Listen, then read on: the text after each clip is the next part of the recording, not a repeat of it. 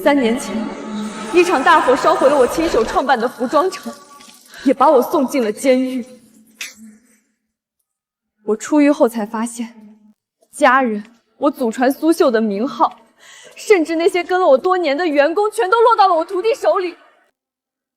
从今往后，我都将亲手夺回属于我的一切。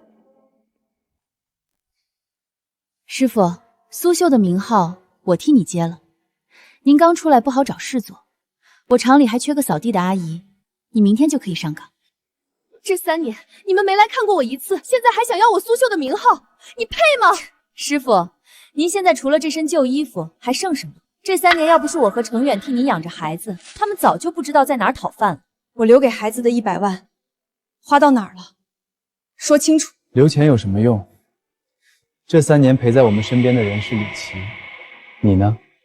你在哪？钱我会查，现在把我孩子叫出来，我看看孩子。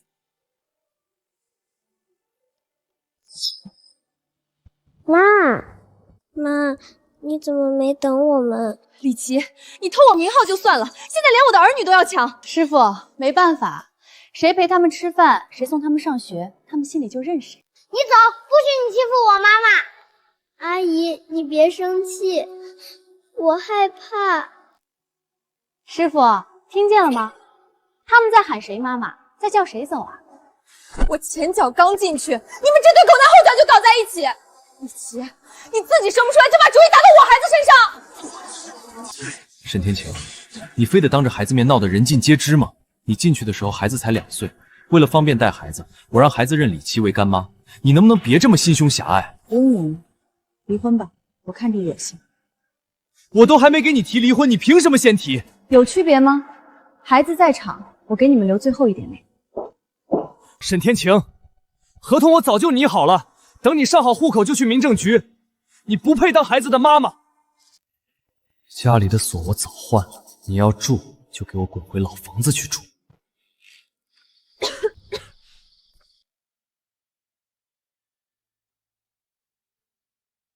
幸好我祖传的东西还在。奶奶说过，我们沈家是御用织造天衣坊的后人，以前专门给皇室做衣服。李琦，我们的账从今天开始一笔一笔算。天晴，沈天晴，你在家吗？我听说你回来了，我找你有急事。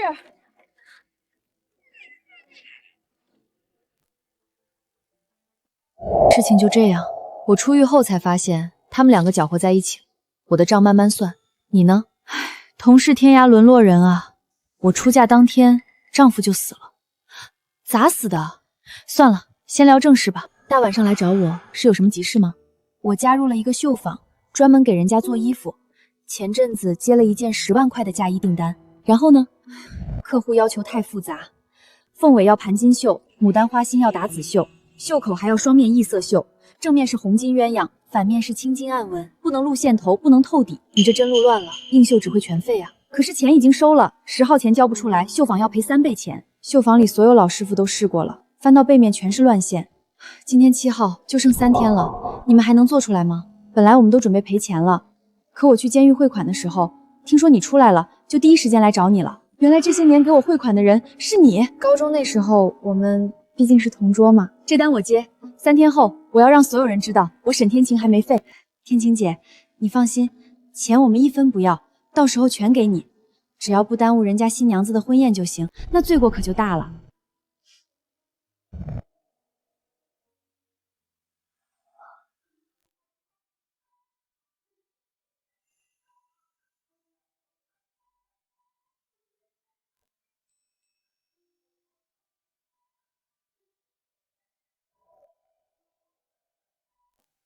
哇，天晴姐，你这手法，我眼珠子都快跟不上了。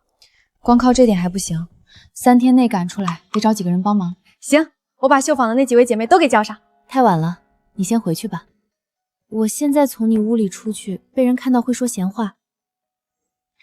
等早上大家都睡熟了再走吧，我先帮你打扫卫生。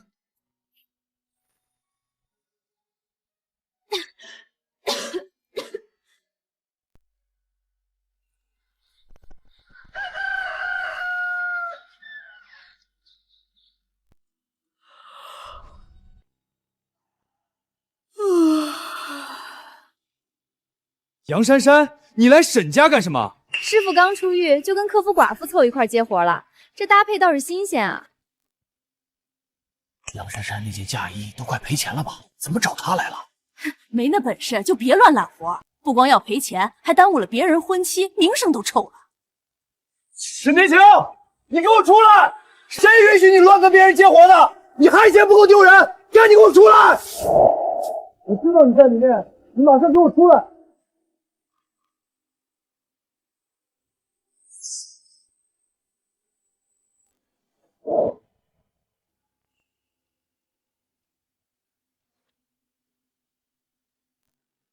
听说他那嫁衣交不出来，要赔3倍呢，都求到劳改犯这儿了。我看这钱赔定了。3倍赔偿啊！这下她婆家那点家底，怕是要赔个干净喽。赶紧叫她婆婆来看看，儿媳妇把脸都丢到沈家门口了。藏啥呢？不会就是那件要赔钱的嫁衣吧？再伸手，我打断你的狗爪子！咋的？接这种烂活还不让人说？他是拿衣服来找我缝补，谁再拿寡妇2个字羞辱他，我撕乱他的嘴。沈天晴，你现在连自己都顾不住，还想替别人收拾烂摊子，别把自己看太高了。我自己的事儿我负责，轮不到你管。轮不到我？你现在还是我名义上的妻子，你在外面做的一切，丢的都是我的脸。你们做不出这批货，是不是就想我程远哥来赔这个钱？怎么可能？你跟李琦在一起的时候，想过自己还没离婚吗？我们只是在聊工作，而你刚出来就私自接活，替外人撑头，眼里还有没有我这个丈夫？柳成远，你现在真的很恶心。李琦，你别碰！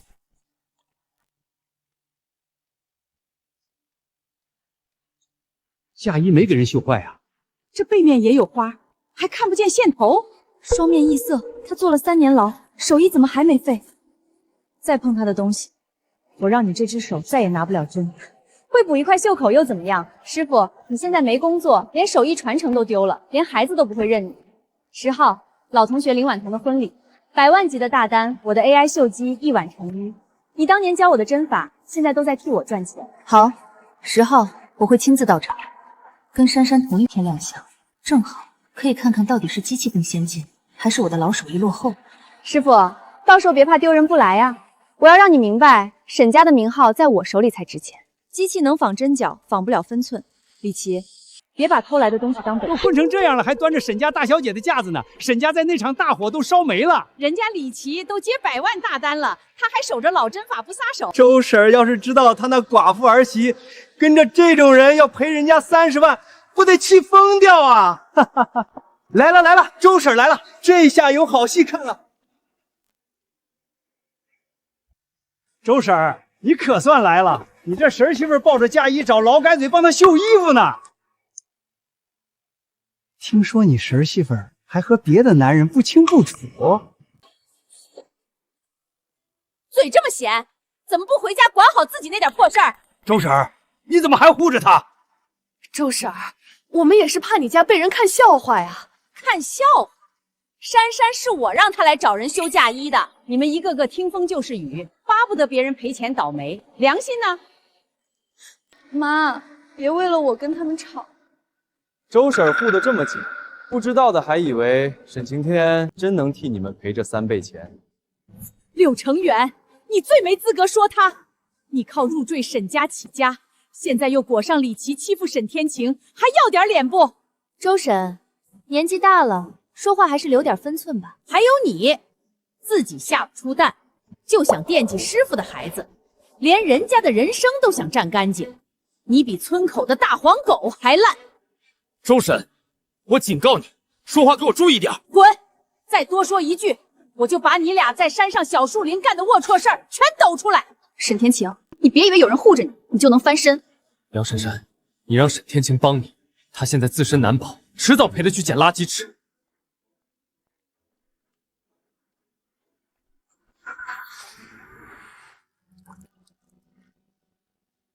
妈，你刚才为什么要替我撒谎？我不那么说，那些人的嘴能把你逼死。周婶儿，这份情我记下了，也谢谢你相信珊珊。她守着我这个病老婆子这么多年，做饭抓药，半夜背我去医院。她是什么人，我比谁都清楚。她心软，嘴笨，受了委屈也只会往肚子里咽。可谁要欺负她，我老太太第一个不答应。妈，别说了，我没那么好。我还没说完，那件嫁衣是我弄坏的，我拖累你这么多年，你不肯走，我就想让你恨我，离我远一点。只要秀部赔了钱，你就不用再守着我这个拖累了。到时候我再用积蓄补清赔偿。谁知你……妈，我没有别的亲人了，你赶我，我也不走。我们先看看嫁衣能不能在这2天内赶出来，这样就不用赔钱了。我年轻时也拿过针，要赶这件嫁衣，算我一个。好，现在绣房我要看料子和针路。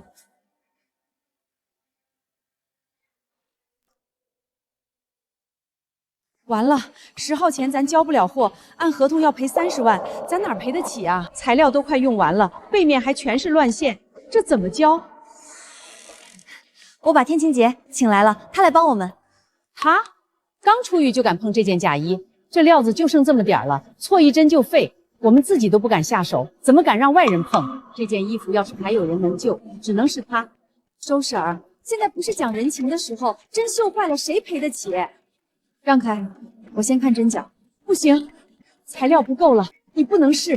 天晴姐一定能绣好，咱们的那片坏袖口就是她救回来的。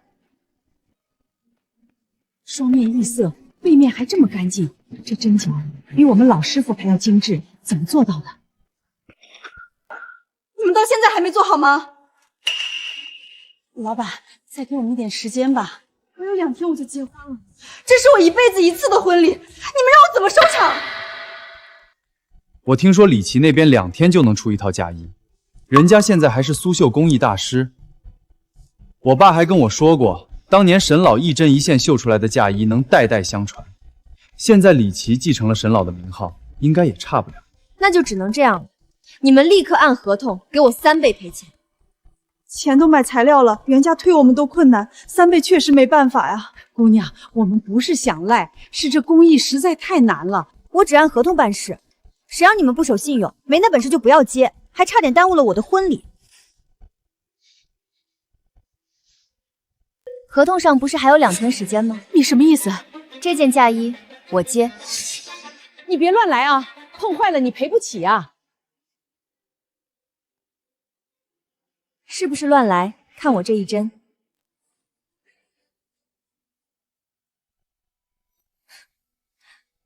不是我看不起你，嫁衣是女人一辈子的体面，我不能拿婚礼来赌。别理他，我给李琦那边打个电话先。李总，我们这边急要一件苏绣嫁衣，2天内能不能做出来？ 2天可以是可以，不过这2天我排得很满啊。价钱好说，只要能赶出来，不耽误婚期。10号我要给镇上首富做一件100万级嫁衣，你们这种临时单，15万一件。15万？他这是趁火打劫。行，15万就15万，只要时间来得及。还有一个条件。什么条件？你们婚礼及时，不能跟首富嫁衣亮相的时间撞上，到时候媒体都在，酒店又在同一个地方。我可不想让你们这边的动静影响我客户的心情。婚礼及时竟然也要我们改，愿不愿意随你们？2天内能做这种级别嫁衣的只有我。15万我认了，可及时是2家老人挑的，李琦凭什么让我们改？那咱先考虑一下吧。不用考虑，真正能救这件嫁衣的人就站在你们面前。他叫沈天晴，沈老是他亲奶奶。哪个沈老？当年仅靠一根针绣出百鸟朝凤，被老一辈称作苏绣圣手的沈老。沈老的孙女。沈家的针手艺在他手上，李琦拿走的只是名号。这是天晴姐昨晚刚补出来的绣片，正面红金鸳鸯，反面青金暗纹。这真是手绣出来的吗？这比我想要的更好，还细。你真能在及时前做出来吗？能，前提是从现在起，所有人得听我安排。你真敢打这个包票？你们针路错了，凤羽盘金不能硬压，牡丹打子不能死堆，袖口双面异色，先藏线，再走暗针。对，难怪我们一直不敢起针。袖口这处得藏线，再走暗针。不愧是沈老奶奶的后人，这件衣服恐怕真只有您敢绣。赌一把？好，这件嫁衣交给你，沈老师，请你一定保住我的婚礼。金线、绣线，剩下的料子全拿出来，今晚谁都别睡。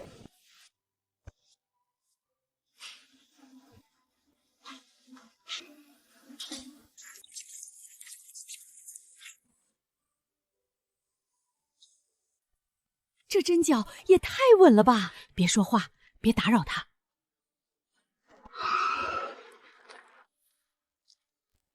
听说师傅接了个烂摊子，我这个徒弟当然要来看看。沈天晴真在里面接活啊？坐过牢回来，也只能接这种苦活了吧？都什么年代了，还守着这破宗坊过日子？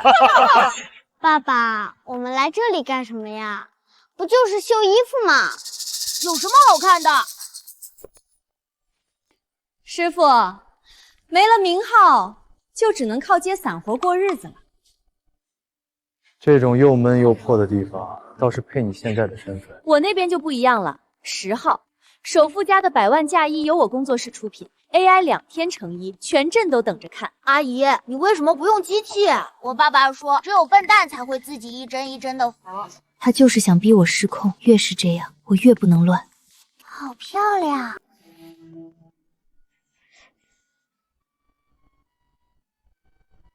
妈妈。看到没有，没本事的人才靠手去挣辛苦钱。你以后要站在上面，让别人替你做事。妈妈说机器一天能做好多件，这样一针一件缝太慢了。沈天晴，你以前好歹开过厂，现在守着破绣架，不嫌掉价啊？坐过牢回来还接这种活，传出去笑死人。怪不得家里人都不站他这边。闭嘴！你们懂什么？这叫苏绣，不是你们嘴里的破针线活。坐过牢怎么了？沈师傅这一手比我们这群人加起来都强。来看热闹可以，嘴巴不干净就给我滚出去！师傅，你以前不是最神气吗？现在怎么要靠一群绣娘替你出头？李琦，想激我，省省吧。你没事就别在这里耽误别人工作。行，我等着看你这双老手怎么输给我的百万嫁衣。该死，他竟然忍住了，怎么这都没能让他生气？请你们出去，天晴姐还要赶工，滚出去！别在这里碍眼。师傅，你还在装清高呢？你现在接的不过是我看不上的小单。李琦，你别再耽误天晴姐赶工了，请你出去。你们真以为他能救你们？客户认的是我这个苏绣工艺大师，不是一个刚出狱的人。珊珊，那客户不会真反悔吧？这单要是没了，我们连材料钱都赔不起。周先生，我是李琴，你们那件嫁衣，我现在愿意接。李总，你不是说必须改及时吗？那是误会，及时照旧，我2天内给你们赶出来，20万，保证比他那件强。20万又加价了？15万是昨天的价，现在只有我能兜底，20万不贵。沈天晴刚出狱，你们婚礼这么大的事儿，真敢压在他身上？李总，我们已经见过沈老师的手艺了。手艺，他那套一针一线的老办法早就该被淘汰了。可他看嫁衣看的是针脚及时和新娘的体面，你只看钱。这单我们不换人。你们想清楚，2天内能做出这种嫁衣的人只有我。我们想得很清楚，就算你免费做，我们也不要。我们的嫁衣只会交给沈老师。你免费做人家都不要，你们就不要在这里丢人现眼了。请你们立刻出去。他们疯了吧？放着苏绣工艺大师不要，信一个刚出狱的人。他信的不是名号，是手艺。行，10号那天你们就会看到什么叫真正的差距。出去，别挡我光。走，这种低档次的东西看了脏眼睛。还看什么？走。天晴姐，你没事吧？没事。他越想看我乱，我越要把针走稳。怎么又断了？怎么会这么难？你针法不差，差的是心。什么时候心能静下来，什么时候才能学沈家的针法。天晴姐，你真的变了。现在的你比当年更稳，也更让人安心。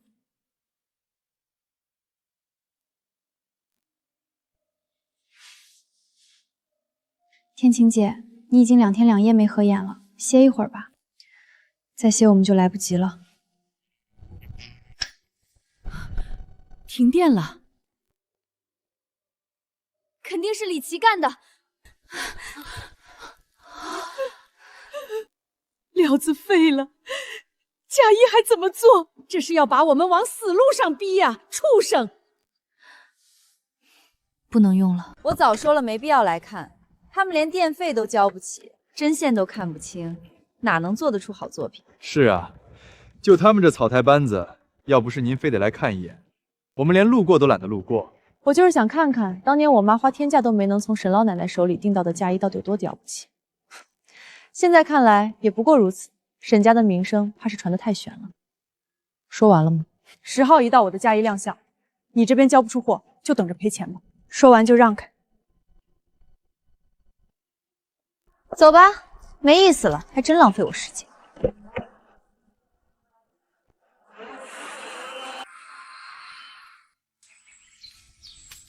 天晴姐，来得及吗？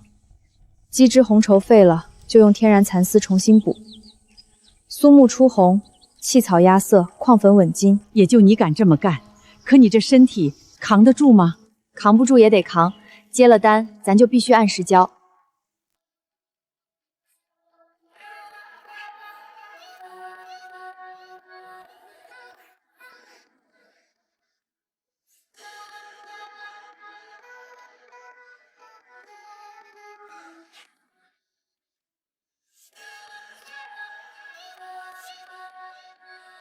天哪，双面异色没乱，一点线头都没有，竟然真在最后关头赶出来了。这工艺水平，真难想到是赶工出来的作品。成了。天晴姐，快装袋，现在送医去。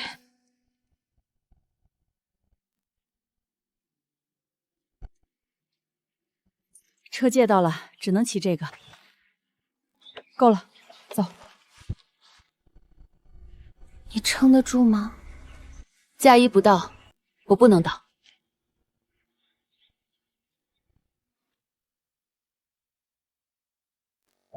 听说对面酒楼有100万嫁衣亮相，大家都跑那边看热闹了。这边新娘子的嫁衣还没送到，怕是要出事。还有半个小时仪式就开始了，嫁衣还没到，我这婚礼是不是完了？再等等，沈老师说会送到。这么赶出来的嫁衣能好到哪儿去？我已经不敢抱希望了。到了，换衣服，急事不能耽误。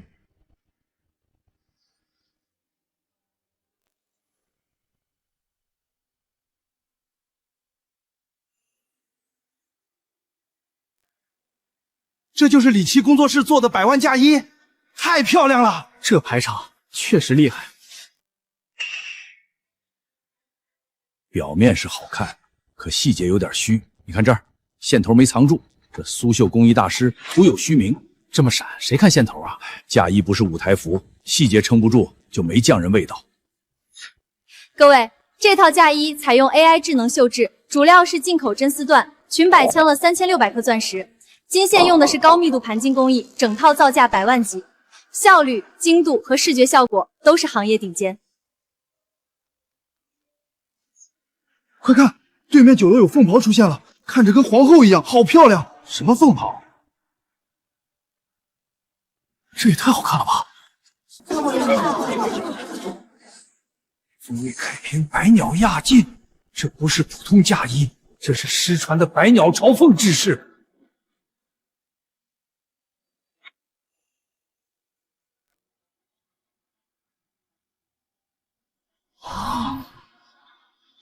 这才是嫁衣，这是沈老奶奶当年绝版的百鸟朝凤嫁衣，我竟然有幸还能亲眼看到。走走走，必须得近距离现场看看。我也去看看。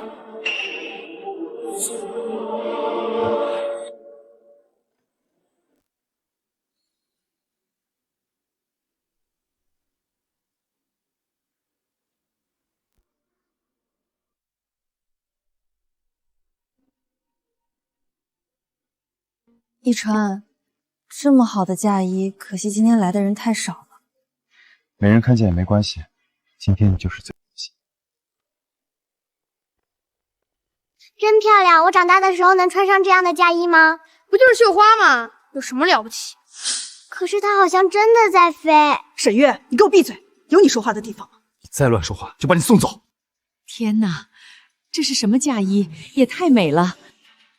这辈子要是能穿一次这样的嫁衣，我都甘心了。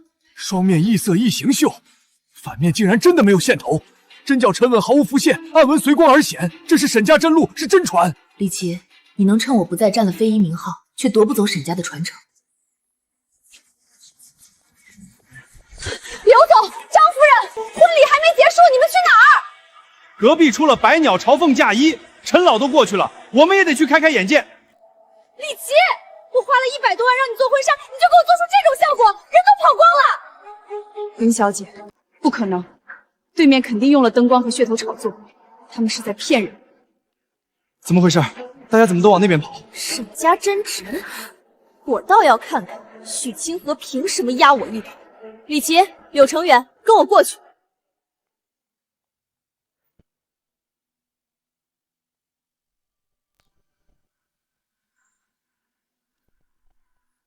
这怎么可能？不可能，这种针法，当年的他根本绣不出来。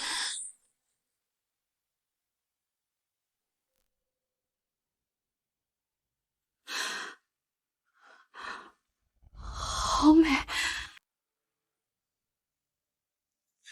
婉棠，她那件就是廉价布料，哪比得上你身上的钻石？林大小姐那件不是号称100多万的高定吗？亮是亮，可钻太满，压住了衣服本身的美感。你看她那袖口是不是还有线头？花纹也死，一看就是机器压出来的。再看许清河那件，针脚干净，层次分明，凤纹一亮，整个人都压住场了。李琦，你给我解释清楚，这就是你收我120万做的极品高定？林小姐，您看见的只是局部细节，真正的高定看的是整体气场，不是拿放大镜去挑针脚。那她的衣服怎么解释？你不是说你是业界第一吗？现代设计讲效率和精准，机器绣制才稳定。对面那件只是借灯光占了便宜，真正做产业还得靠我这种标准化技术。标准化不等于粗糙。李琦，你这个苏绣工艺师对刺绣的理解真让我开眼了。嫁衣比的是针法、结构和体面，不是堆一身碎钻遮机器走线。你这件根本不配和台上那件相提并论。陈老，您不能因为偏爱传统手艺就这么贬低我的作品。若非今天是婚礼现场，我现在就要问问你，这个苏绣工艺大师的名号到底怎么来的？陈老，这里边流程挺复杂的，今天就别在婚礼上说这个。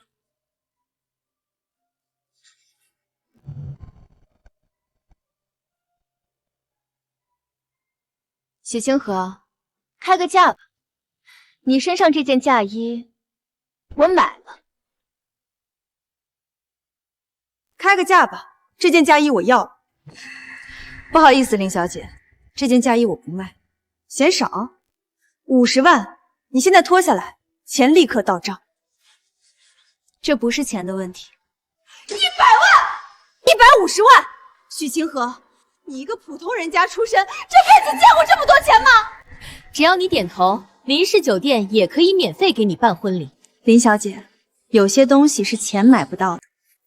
这是我的嫁衣，也是我一生一次的婚礼，不是商品。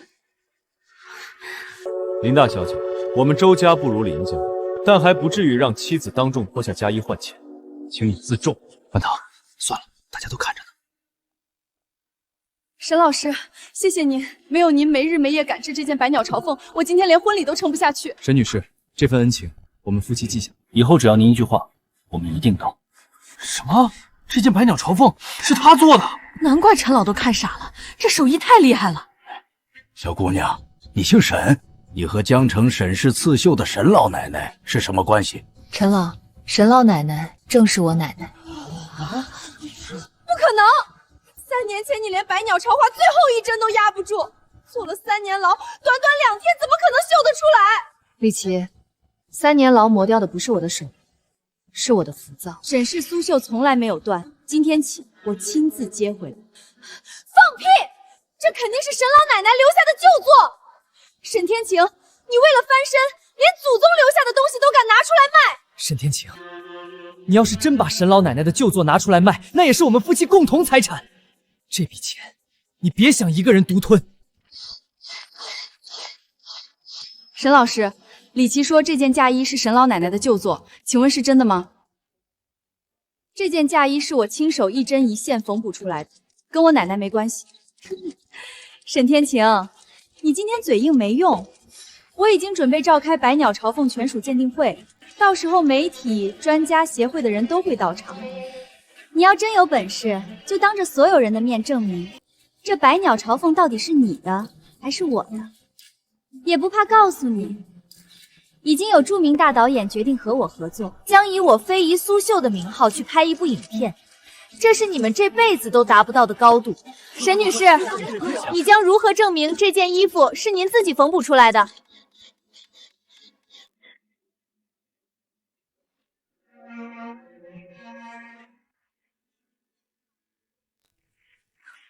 这件百鸟朝凤从起针到收尾，历时48小时，由我亲手完成。它不是旧作，它是我沈天晴送给新人的贺礼。亲手完成？沈天天，你坐了3年牢，脑子也坐坏了，2天不眠不休，你是神仙吗？大家别信他，他就是想借着奶奶的名头炒作自己。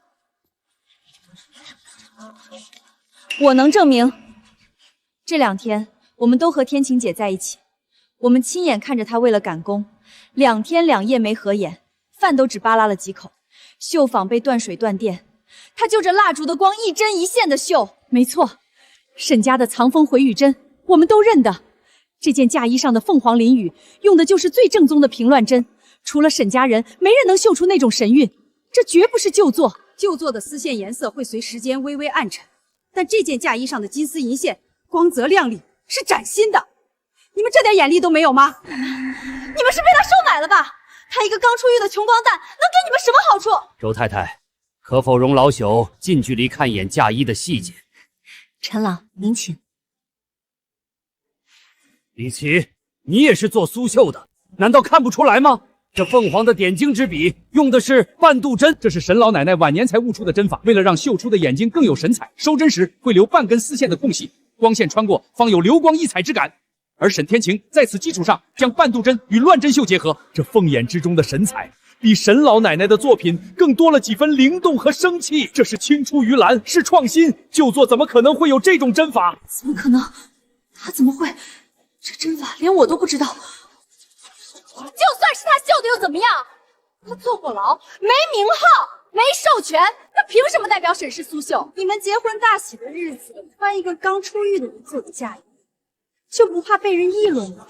沈老师不是罪犯，他是我的恩人。这件假衣没有晦气，它承载的是沈老师的匠心和善意，能穿上它是我的荣幸。李琦，我不管你和沈女士有什么恩怨，但今天是我和我太太的大喜之日，你再敢对我太太的恩人出言不逊，别怪我不客气。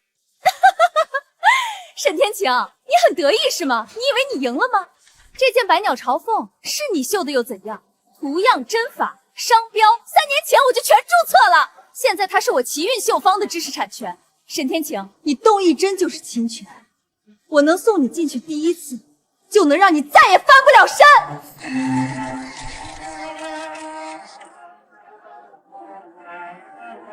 沈天晴，你的手艺、你的图样、你的招牌，现在都在我名下。你熬2天2夜，不过是在替我证明它值钱。许小姐，你犯不着替他出头，钱给我，我随时给你做同款，还有量产。我的 AI 模型一直在学你的针法，你一双手再快，一辈子能绣几件？最多2天 ，AI 就能复刻所有细节，上百台机器同时开工，你拿什么跟我比？所以从今天开始，你不许再碰苏绣，你碰的每一根线都是侵权。许小姐身上这一套也属于我李琦，要么脱下来，要么付500万授权费。李琦，你还要不要脸？这明明是沈老师的心血，你怎么能无耻到这种地步？规则就是这样，谁先拿到证书，谁就拥有话语权。怪只怪你们太蠢。从法律上讲，如果专利确实在他手上，这确实是这个样子。知识产权是现代商业的命脉啊！这不是规则，这是明抢！你抢了天晴姐的东西，还要反过来告她！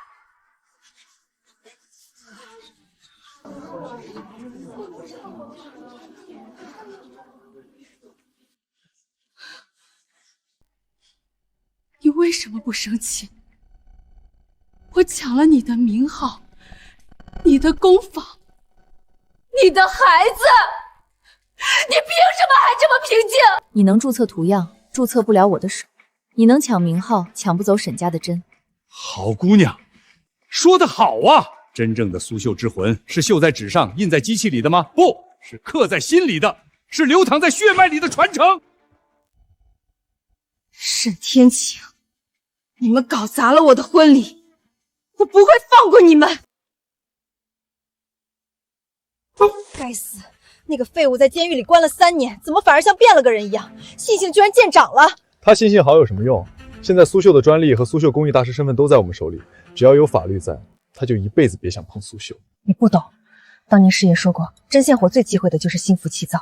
沈天晴如果真的做到了明镜止水，那区专利根本锁不住他。奶奶，差不多行了。反正咱们家有苏绣工艺的招牌在，我就是闭着眼睛乱绣，那些5000人也照样抢着送钱，干嘛非要练这个？蠢丫头，苏绣工艺是荣耀，但也是你的枷锁。如果有一天你能跳出非遗的条框，做到明镜止水，到那个时候，就算没有了苏绣传人的身份，你也一样能凭借一双手，开创出属于你自己的通天大道。该死的沈天晴！我抢了她丈夫、孩子、名号，她怎么还能那么平静？李琦，你这话什么意思？你对我和孩子好，难道只是为了赢沈天晴？亲爱的，怎么会呢？我是真把你和孩子当家人，我只是看不惯他明明输了，还端着沈家大小姐的架子。妈妈，你们刚才说什么背叛啊？我不是你的亲儿子吗？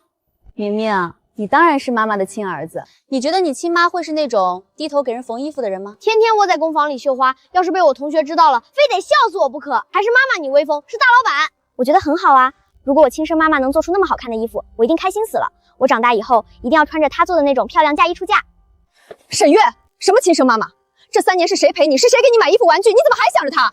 你虽然对我们很好，经常给我们买玩具，可我就是觉得你一点都不像我妈妈。小月，你胡说八道些什么呢？赶紧给我闭嘴！好，有骨气。再提他一句，今晚别吃饭，零花钱也1分没有。柳成远，别拖了，离婚协议、抚养权、户口全办干净，我不要孩子再跟他有牵扯。孩子在我手里，他什么都没有，他肯定不敢签离婚协议，但我可以让他放弃苏绣。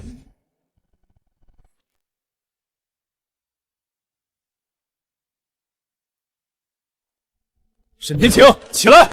一件嫁衣让你出了点风头，你还真以为自己是以前那个高高在上的沈家大小姐了？谁允许你在外面接活的？从现在开始不准接活！柳成远，你太过分了吧？你凭什么管天晴姐接活？过分！沈天晴现在还是我名义上的妻子，她做什么见什么人都得先经过我。这是离婚协议，我已经签好字了。如果不听话，就只有净身出户，别再给这个家丢脸。协议是上个月3号打印的，那时候我还在牢里。柳成远想算计我，至少把时间对齐。少给我扯这些！你现在没名声没孩子，你敢签吗？不敢就老老实实给我在家待着。拿孩子威胁我，柳成远，你也就这点本事。签好了，现在出去。沈天晴，你就这么签了？孩子、房子，这个家，你真不要了？我的孩子你们骗得了一时，骗不了一辈子。你还真以为自己能翻身？李琦已经开始疯了，很快你连一根线都买不到。到时候别说孩子，你连这个破工坊。说完了吗？说完就。沈天晴，你马上就会知道，离了柳家，你连站着说话的资格都没有。天晴姐，你别一个人扛，我帮你。不用替我挡道，站我身边就够。我妈说再干1个月没起色，就让我去电子厂，守着绣架，连饭都快吃不上了。现在苏绣工艺大师的名头在李琦手里，咱们连好物料都买不起，怎么翻身？想走的我不拦，留下的从今天开始听我调度，天一广不会倒。婚礼那天，很多宾客都说那件百鸟朝凤值得加彩，我把李经理多出的20万带来了，10万是宾客心意，另外10万是我投给天一府。沈老师，我信你的手艺，也信天一坊能重新站起来。这份信任我记下了，钱不会白花，天一坊也不会白起。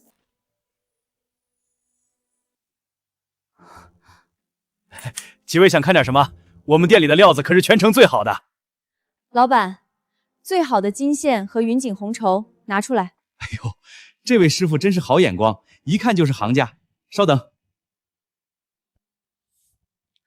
师傅，这料子真是太好了。百鸟朝凤的热度还在，趁现在用最好的料做一批能立住天一坊招牌的绣品。听几位的口气，是哪个大工坊的师傅吧？我们是天一坊的，这位就是做出百鸟朝凤的沈天晴，沈师傅。不卖不卖，这些东西不卖给你们。老板，你这是什么意思？我们钱都带来了。不是钱的事儿，沈师傅，您还是请回吧。我这小店儿惹不起大人物。谁打过招呼？李总，他的公司是我们头号客户，我们得罪不起，你还是走吧。李琦，手伸得够快，他这是颠倒黑白，分明是他抄袭。除了高级布料，那普通红绸和丝线卖不卖？沈师傅，不行啊！李琦现在在行内只手遮天，我得罪不起。你们快走吧，我估摸着你们之前去过的那几家，这会儿已经把消息传到李琦耳朵里了。沈天晴，来买材料，买到一根线了吗？没线没布，你这双手还能做什么？师傅，我要让你看清楚，现在谁才是沈氏苏绣的主？还在装冷静？看到这个，你还能装得下去吗？李琦，天一坊是沈家的，百鸟朝凤是天晴姐的心血，你凭什么据为己有？凭我有证书、有登记、有协会认证。沈天晴，现在不是你会几针就能说了算的时代。我已经通知了所有供货商，谁敢给天一坊一针一线，就是协助侵权。你会绣又怎样？没线没布，你拿空气绣。李总，你有必要做的这么绝吗？我们只是想重开天一坊，挣口饭吃。饭碗，我一句话你们连一根线都买不到。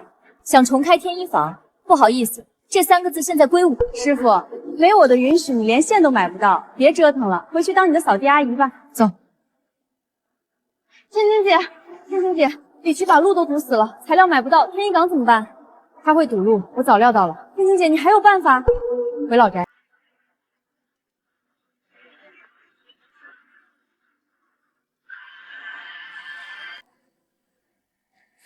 李琦手里拿的是商标，但他忘了天一坊这块招牌是御赐的。张导，等今天全属一确认，百鸟朝凤就是我工作室独家。您内部凤仪天下的服装交给我，量产和镜头效果都能保证。我先看现场效果，真能达到你说的东方气韵，合作可以往下谈。张导放心，今天不只是鉴定会，也是我们给剧组看的合作发布会。等模特一亮相，您就知道传统手绣早该让位给现代工艺了。各位来宾，各位媒体朋友，欢迎来到百鸟朝凤全属鉴定会。我手上有证书、商标、专利和图样登记，白纸黑字证明百鸟朝凤的合法权属人是我李琦。李大师，可据我们所知，百鸟朝凤是沈氏苏绣的传家之宝，您如何解释这件事？沈氏苏绣已经是过去式了，是我用现代管理和法律登记，把这门手艺重新变成产业。王教授，您是业内的泰斗，从法律和专业的角度，您怎么看？从现有法律文件来看，李琦女士确实拥有百鸟朝凤和天一发的相关登记权属，这些手续是完备的。说到侵权，我今天就要在这里点名一个人，许清河小姐。李琦，你什么意思？你妻子婚礼上穿的是我拥有权属的百鸟朝凤嫁衣，立刻归还嫁衣，全网下架视频，否则律师函和500万赔偿一样都少不了。你无耻！那明明是天晴姐亲手为我绣的。沈天晴，一个连商标都没有的绣工而已，她有什么资格碰我的专利？各位，传统手艺耗时耗力，价格昂贵，但我李琦已经解决了这个难题。各位看到了吗？这就是李大师的百鸟朝凤，太适合上镜了。关键是大师说了，机器人批量生产，1周就能出货，剧组服装量也能跟上。李大师，我们公司预定100套，我们也要50套。沈前天会绣一件又怎么样？累死累活几个月，还不够我们1分钟的订单。他早就被时代淘汰了。我正式宣布，从今天起，未经我工作室授权，擅自使用百鸟朝凤、天一坊、沈氏苏绣名号和图样的，我都会追究到底。李琦，你问过沈家祖宗了吗？沈天晴，你大费周章的跑来，就为了拿个老古董吓唬人？现在是法治社会，是科技时代，你以为演古装剧呢？就是拿个破卷轴当宝贝，沈家真是穷疯了。沈天晴，别在这丢人现眼了，赶紧出去。沈女士，我是江大知识产权法的王教授，在现代法律中，权属鉴定看的是国家版权局的登记文件，而不是看什么祖传物品。李琦女士已经合法注册了专利，你拿这些是没用的。王教授，我拿出来的是李琦恶意抢注、剽窃沈家传承的铁证。这是皇帝御赐沈家先祖的圣旨，上面写的清清楚楚，御赐天一坊，并特赐沈氏苏绣为宫廷御用。这是沈家世代相传的天一谱，里面不仅有百鸟朝凤的原始纹样，更有历代祖先手写的真录笔记，详细记录了百鸟羽毛的每一帧走向，还有这些百年旧绣样，大家可以对比一下，上面的凤纹针法是不是和李琦声称原创并注册的图案高度一致？这是失传的双面苏绣神针真录，没错，这是真正的沈氏绝学。李琦那台机器绣出来的东西，连这上面的1成功力都没有。李琦女士，如果陈大师和沈天晴女士出具的这些文物及旧谱属实，那么根据我国法律，你的登记行为存在极其严重的在先权利争议，涉嫌恶意抢注他人家族传承的非物质文化遗产。够了！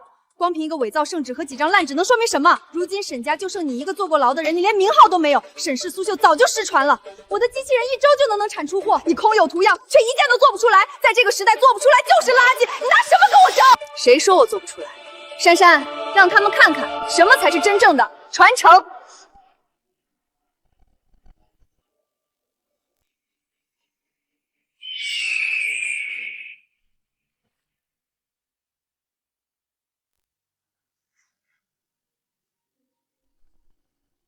天啊，这真的是衣服吗？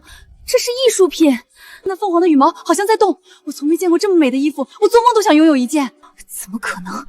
他怎么配穿这么好的衣服？这件凤袍如果能抓在我手里，那些资源和订单就全是刘家的。沈天晴什么时候还藏了这一手？太美了，这才是真正的东方神韵。这位小姐，我是导演张山河，我正在筹备一部史诗级电影《凤仪天下》，找遍服装团队都找不到撑得起女主气场的凤袍，但是今天我找到了。张导，您刚才不是说合作可以往下谈吗？合作？李大师，你的机器绣出来的东西跟这件凤袍比起来，连陪衬都嫌掉价。杨小姐，只要您愿意，凤仪天下的主事官服装，我想交给天一坊。这件衣服是天晴姐的作品，你只管站稳，剩下的我来。原来是沈老师的作品，失敬失敬。沈老师，无论如何，请务必考虑一下我的提议。沈老师，这件凤袍卖吗？我出100万。100万？疯了吧？王太太，100万就想买下这样的神作，你太小看沈老师的手艺了。我出200万。200万？我出250万，我要把它定为新片主视觉服装。300万。沈老师，这件凤鳞山河我要定了。不可能，这绝对不可能！假的，都是假的！300万买一件粗制滥造仿冒品，你们都疯了吗？沈天晴，你这个只会抄袭旧谱的人，你以为用几根烂线缝几下就能冒充技艺大师了？简直是痴人说梦！这件衣服从头到尾都是一个骗局，是真是假，不是你我说了算。王教授，您是国内苏绣界的泰斗，不如请您来亲自鉴定一下。好，那我就当众看一看。对，揭穿他，让所有人都看看沈天谦到底是个什么货色。这针法不是普通的平针绣，这凤凰羽毛的层次感竟然是用3层不同色阶的丝线叠加刺绣而成，这失传久的3叠羽毛针，还有这金线，这不是市面上普通的金线，它竟然被劈成了几近透明的细丝，再进行盘绕刺绣。这种技法，史书上记载只有古代皇室用的天一坊才会。陈会长，这不是普通的百鸟朝凤，你看这凤凰的气势，这山河的纹样，这是古籍中记载的天一坊的镇坊之宝凤鳞山河。王教授说的没错，我沈家正是天一坊的嫡系传人。圣旨为凭，可证天一方之源。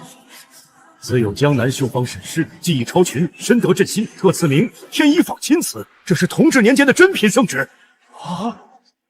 此为二证，天一谱为凭，可证真法之源。三叠羽毛针、披丝盘金绣，这里都有详细记载，一模一样。此为三证，祖传绣样为凭，可证纹样之源。而这是第四证，珊珊身上的这件凤灵山河，就是我沈家传承至今最好的证。陈会长，我为我之前的武断向沈女士道歉。鉴于今日这无可辩驳的证据，我郑重提议，李琦的百鸟朝凤全属复合，必须立刻暂停。李女士，关于我们公司那1000万的百鸟朝凤文创订单，我看还是先暂缓。我宣布，在凤林山河与百鸟朝凤的权属问题彻底厘清之前，李琦女士不得再以百鸟朝凤唯一权属人的名义进行任何商业宣传。雨清河小姐的婚礼视频也无需下架。你抢走的只是一张没有用的纸，沈家的针，今天我拿回来了，给我等着，有你好果子！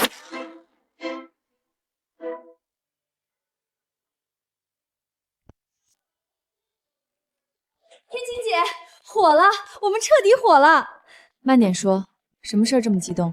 你看这些，全都是订单。自从发布会之后，我们的凤灵山河在网上传疯了，好多大老板都在抢着打电话下单。我们的账上现在有多少钱？我刚算过，之前那笔订单的20万尾款到账了，青回姐又给我们投了10万块，再加上这些预款，姐，我们账上现在有50多万了，整整50多万啊！他太好了，但是光有订单还不够。珊珊，你去把姐妹们都叫过来。姐妹们，今天叫大家来，是想跟大家商量一件事。现在我们有订单，也有了第一笔启动资金，我想把这笔钱用来重建我们的工坊，大家愿不愿意跟着我一起把天一坊真正的建起来？天晴姐，我们当然愿意，做梦都想呢。是啊，这破地方早就该换了，跟着天晴姐有奔头。天晴姐，我男人就是搞建筑的，我让他过来帮忙，都是自家人，要不了多少钱。我男人在家里种地，闲着也是闲着，一身的力气没地方使，我叫他过来搭把手，搬砖砌墙都行。大家的心意我领了，但是亲兄弟明算账，该给的工钱1分都不能少。我们要做的是一番事业，不是过家家。而且重建工坊有一件事比什么都重要，那就是消防。服装纺织行业本身就是1级防火单位，布料、棉线一点就着，我们绝对不能有任何一丝一毫的疏忽。天晴姐，当初那场意外就把所有东西都烧光了，还害得你坐了牢。珊珊，等新工坊建好，你立刻去联系消防部门，安排定期的消防安全培训和逃生演练，每个姐妹都要学会怎么用灭火器，消防通道绝不能堆放任何杂物。最近天干物燥，大家下班前一定要再三检查，所有电源必须关闭，绝对不能留下任何火灾隐患。对不起，天晴姐，我不该提的，惹你想起那些不开心的事儿。没事儿，都过去了。人总要经历挫折才能成长。对我来说，那些经历未必是件坏事，至少它让我看清了人心，也让我知道接下来该怎么走才能万无一失。我这就去组织大家跟姐夫们商量建厂的事儿，保证用最快的速度、最好的质量把咱们的新家盖起来。天一坊，这一次我绝不会再让你倒下。曾经一场大火烧毁了我的心血，将我推入无尽的深渊。他们以为这样就能让我屈服，让我永远无法翻身。但烈火烧不尽涅槃的羽翼，只要心头的火种不灭，我的天一堂正在废墟中重生。一丝线，一砖一瓦，我会亲手夺回属于我的一切。天晴，周婶年纪大了，见过不少起起落落，你能从那样的苦日子里站起来，还能把大家重新聚到一起，不容易。今天这天一坊开门，周婶替你高兴，也替这些绣娘高兴。周婶，只要大家愿意信我，我就带大家把天一坊这块招牌重新立起来。沈师傅，我今天不是来看热闹的，我已经和几位合作室谈好了，天一坊开业后的第一批订单，我们来投。手艺人不该只被人心疼，也应该被市场看见。天晴姐，你看，大家都在等天一坊重新站起来。姐妹们，今天是我们天一坊重生的日子，未来我们要让全世界都看到我们苏绣的绝美。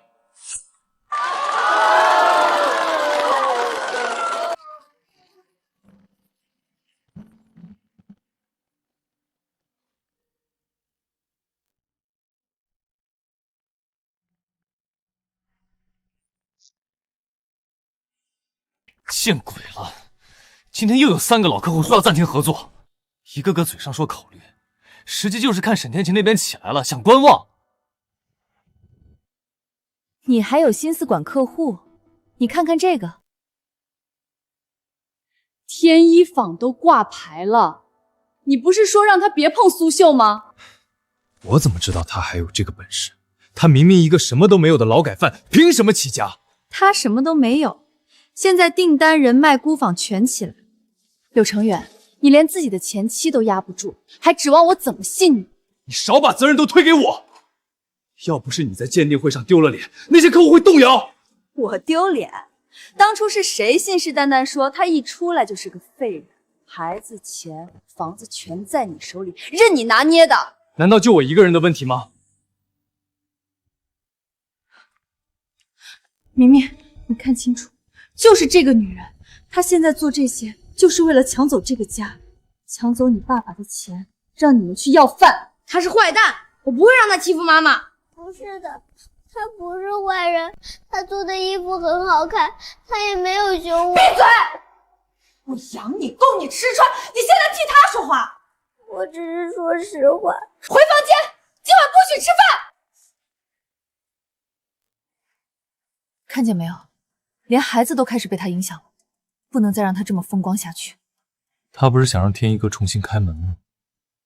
那就让所有人想起来，3年那天一阁是怎么烧煤的。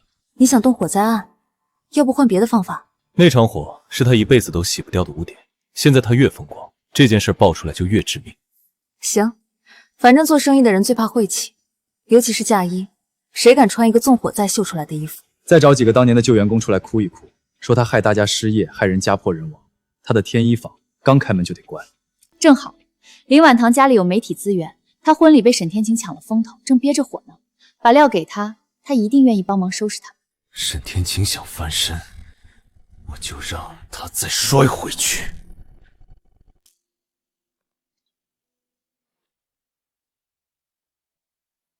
我花100万重金办的世纪婚礼，居然让你沈清清当了垫脚石，成了全城的笑话。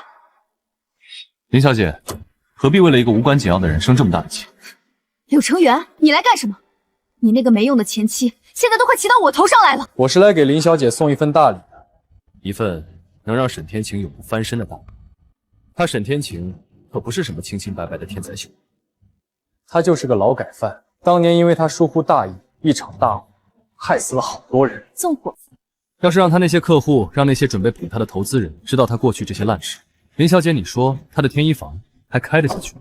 柳成元，你果然够狠！我黎家手里有全城最好的媒体资源，我倒要看看一个杀人犯还怎么得意。晴姐，大好事儿！今天上午才过去一半，就又多了10个新客户的咨询，还有2家公司直接下了企业定制的大订单。大家都辛苦了，记得让他们注意休息，质量是第一位的。还有更厉害的，之前我们联系的那个张大导演，他的助理刚才来电话说，张导过几天要亲自来我们工坊考察，如果想中了我们的工艺，不止电影的服装全部交给我们，甚至还要请人演女主角。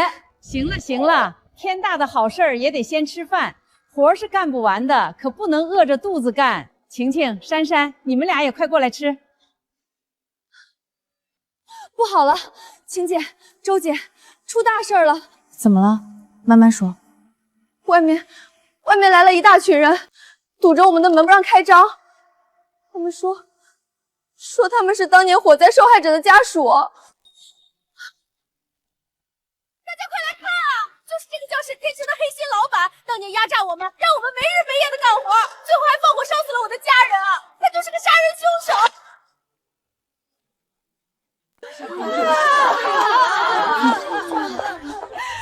这个杀人凶手，你还有脸出来？我可怜的女儿啊，就是被你这个黑心老板害死的！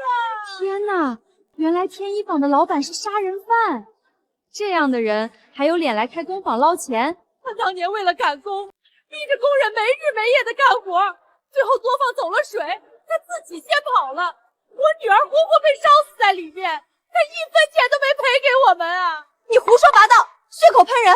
我们晴姐不是那样的人。你说你女儿是当年火灾的受害者，她叫什么名字？我女儿叫什么？用得着告诉你吗？你害了那么多人，还想一个个对名字赖账？当年所有受害者家属，我都一一登门拜访过，每一户我都记得，你我没见过。他还想赖，他害死我女儿，现在还说不认识我，没天理呀！他说的没错，沈天晴当年确实害了不少人。李琦，果然是你搞的鬼。师傅，别急着给人扣帽子，当年那些事，难道不是你自己做的吗？各位，我叫李琦，是他以前的徒弟，我可以作证，当年那场大火根本不是单纯意外。沈天晴为了赶工，逼迫工人加班到深夜，最后才酿成惨祸。闺女啊，你可算替我们说句公道话了，连徒弟都出来指证了，那肯定有问题啊！这种人开的工坊，谁还敢买他的衣服？滚出去！别在我们这里坑人！李琦，你明明比谁都还要清楚，天晴姐当初对员工是出了名的好，你为什么非得陷害我们呢？陷害？你跟他是一伙的，你当然得帮他说话。李琦，做人别太绝，人心亏了，迟早要还。周婶，您这话说的可真正面，不知道沈天晴给了您多少钱，才让您昧着良心替他站出来？放你娘的屁！你们来牵一坊门口撒泼，我都一把年纪了，还往我额头上扣死盘子！不给赔偿，我今天就不走了，我就死在你们门口！好啊，那我今天先把你铲出去！疯了，这老太婆疯了！走走走，别真来铲子！以周老太的性格，她还真敢铲下去。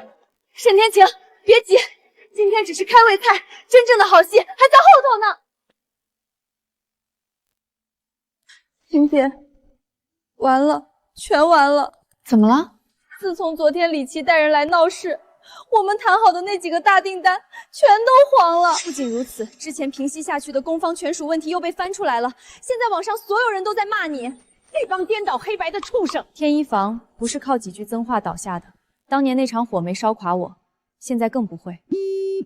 各位朋友，沈天晴的行为不仅是对生命的漠视，更是对苏绣这门艺术的玷污。我师父沈天晴做出这种事，我痛心疾首。我今天站出来，就是为了清理门户，不能让他再败坏苏绣的名声。这是苏绣的传承证书，我李琦才是沈家苏绣唯一的正统继承人。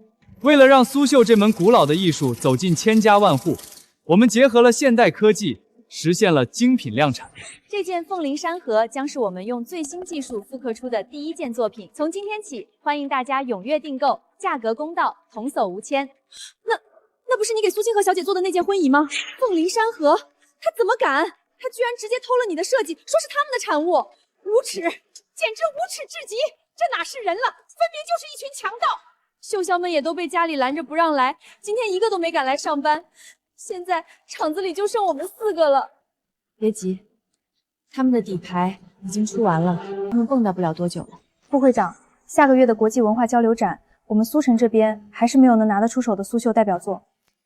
我们号称苏绣之乡，却连一件镇得住场面的作品都找不到，真是笑话。要是当年的沈老还在就好了，他那一手绝活，如今竟然后继无人了吗？这有沈老的风味，难道是沈老的传人出现了吗？快去联系商家。你们展示的那件凤灵山河，我看过图了，确实有几分沈老的风格。刚刚证书会我也看了，没问题。这个合同我可以签。顾会长好眼光，不过合同细节嘛，这预付30%可不行。你们是来料加工，预付30%是行业里的规矩。看在沈老传人的份上，价格我们已经涨了几倍，这是最大的诚意。别人是别人，我是我。顾会长，实话跟您说，我们工厂排期已经到半年后了。您这批加急货，放眼整个苏城，只有我们能做。顾会长，实在不行，您可以去找别人。我敢保证，别人做不出这种水平，也拿不出来展览。那你们要预付多少？8成？我从未听过这种规矩，你们这是狮子大开口。签不签随你们，反正我们现在火了，有的是人排队送钱，不缺您这一单。行，8成也可以。不过丑话说在前面，如果你们违约了，3倍赔偿。我唯一的条件是，你们必须保质保量，月底之前赶出来。下个月初我们要办全市文旅宣传活动，这件作品是重头戏。没问题，修改协议，按8成预付款打款给他们。另外，把违约赔偿条款加粗，写清楚， 3倍。是会长。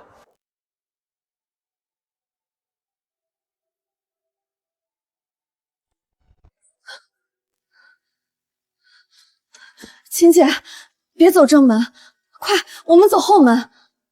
怎么了？外面围了一大群人，黑压压的，看着就不是善茬，搞不好又是来闹事要赔偿的。万一他们动手伤到你怎么办？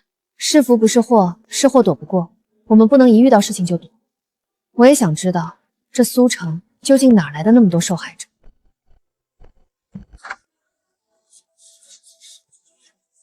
王叔，你也是来找我麻烦的吗？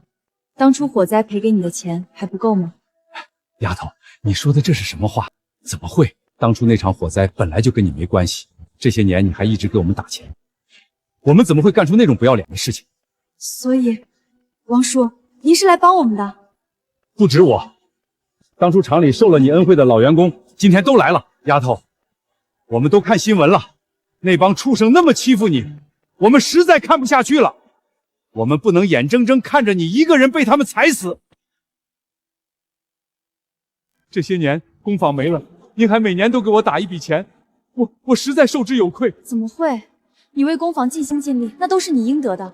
不是的，沈总，其实当年火灾发生那天，我亲眼看到柳成远在仓库里抽烟。我3令5申，车间内全是丝线布料，严禁烟火。你当时为什么不给我打电话？因为李琦当时也在，他们2个在仓库里干那些见不得人的事情。沈总，你当时身体不好，我怕这种破事刺激到你。成远哥，在这里抽烟会不会不安全啊？怕什么？也就沈天清那个臭女人管东管西，她以为她沈家大小姐了不起。所以那场火灾就是因为那个烟头。王叔，你知不知道，因为你一时的犹豫，秦姐替他们背了多大的黑锅？当初坐牢的就应该是他们，这2个遭雷劈的畜生，丧尽天良。都过去了，晴姐，现在追究谁的责任已经没有意义。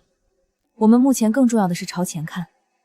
至于火灾的真相，我会亲自去查清楚，让该付出代价的人一个都跑不掉。沈总，是我对不起您，为了赎罪，我愿意留下来帮您，您就算不给我开工资都行。是啊，沈总，我们也愿意留下来。我们都想明白了，找遍整个苏城也找不到比您更好的老板了。我们愿意跟您一起把天一坊重新做起来。好，工资照发，1分都不会少。你们都是有几十年手艺的老秀婆，是天一坊的根基，有你们在，我们天一坊就一定能重新站起来。沈师傅，看来我来的正是时候啊！网上那些脏水，我一个字都不信。你是什么人，我比他们清楚。上次清河婚礼，要不是你那件嫁衣，我们周家脸都丢尽了。正好我爸那边有一批国风礼服订单，原本要交给外地厂家做，我想拿来给天一坊包工包料，先做3000套。张姐，这几针牡丹的渐变线用的太紧了，丝线稍一点，花瓣才有灵性。哎呀，还是沈总眼尖，我这就拆了重绣。大家先歇会儿吧，我买了鲜肉月饼和奶茶趁热吃。周家这批单子赶得急，辛苦大家了。谢谢沈总，我这肚子正叫呢。沈总，网上那些人骂您黑心老板，我听着真憋屈。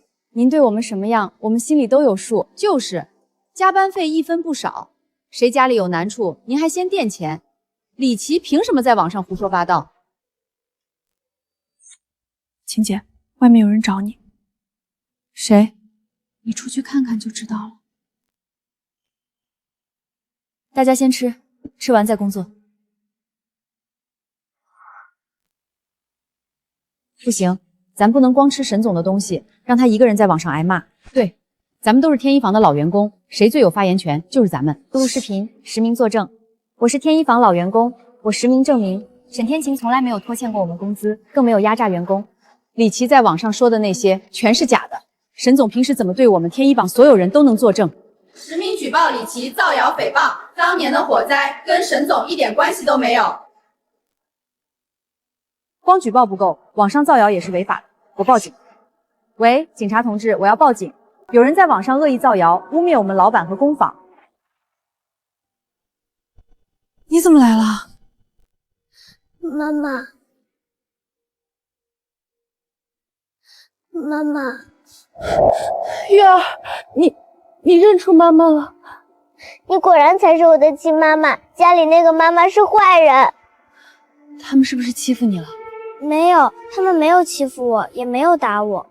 妈妈，你不要去找那个假妈妈的麻烦，她会打你的。我的乖女儿，你怎么这么懂事？都怪妈妈，是妈妈没用，没能好好陪在你身边。孩子太懂事了，他怕我去找麻烦吃亏，才故意撒谎。柳成元、李琦，你们敢这样对我的孩子，我绝对不会放过你们。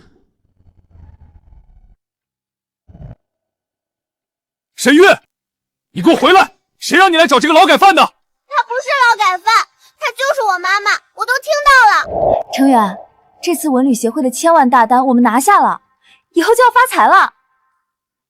还不是你厉害？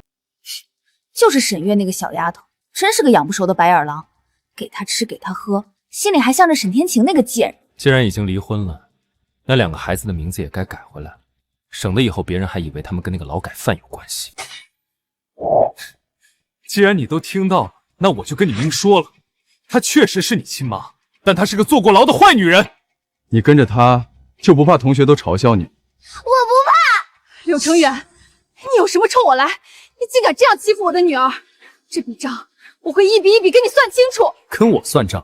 沈天晴，你刚从牢里出来，一穷二白，拿什么跟我斗？法院已经把孩子的抚养权全都判给我，就算他认你又如何？女儿只能跟我走。沈天晴女士，根据法院判决，由于您刚出狱，无稳定工作及收入来源，不具备抚养子女的条件，目前沈月和沈明的抚养权都归柳成远先生所有。沈月，给我回来！你不回来的话，连弟弟都不要了。你看看你妈，她现在连自己都顾不上，她养得起你吗？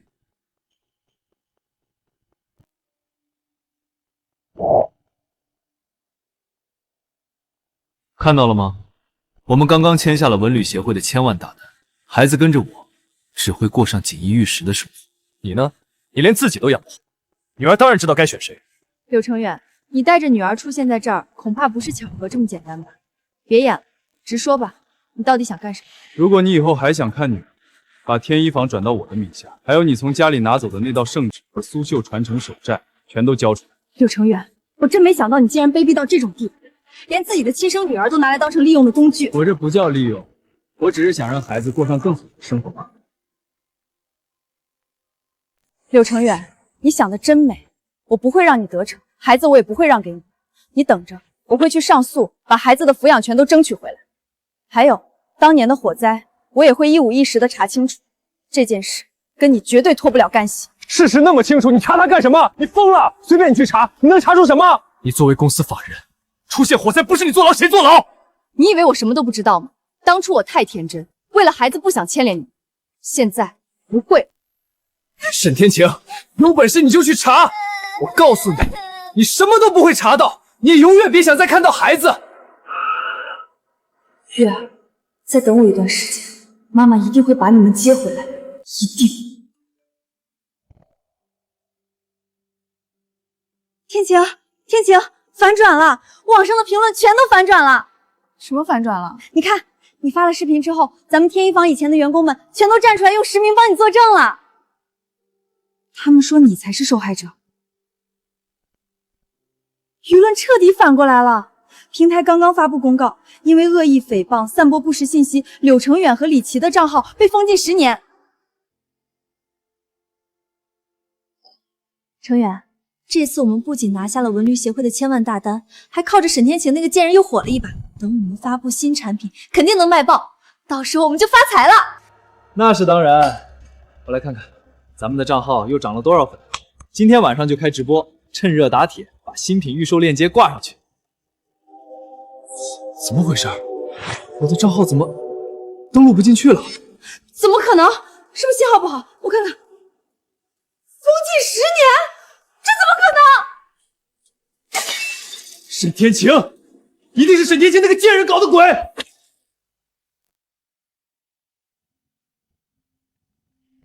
沈老板，周总，许小姐，你们怎么来了？是订单有什么问题吗？天晴有点麻烦，我们那3000套国风礼服的单子必须提前交货。提前？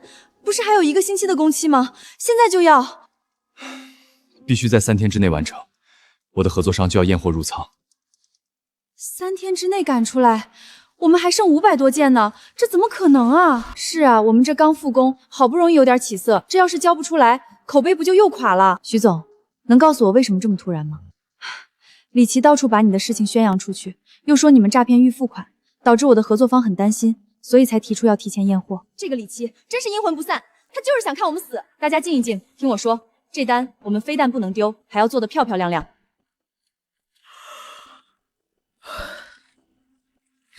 好了，大家都停一下，今天辛苦了，现在已经很晚了，你们都先回去休息吧。可是天晴姐，这活还没干完呢，还差最后的收尾和质检。我们走了，你一个人怎么行？不行也得行，你们明天还要继续开工。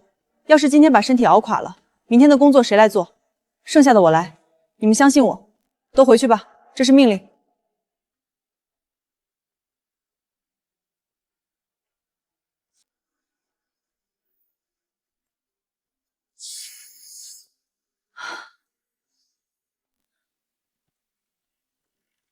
你们怎么回来了？不是让你们回去休息吗？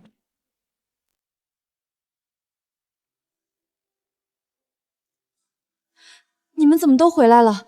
天晴，这么大的事，我们不能让你一个人扛。沈总，天一屋好不容易活过来，这次绝不能再倒下。都看我干什么？吃饱了才有力气干活，过来吃。好，我们一起把这单交出去。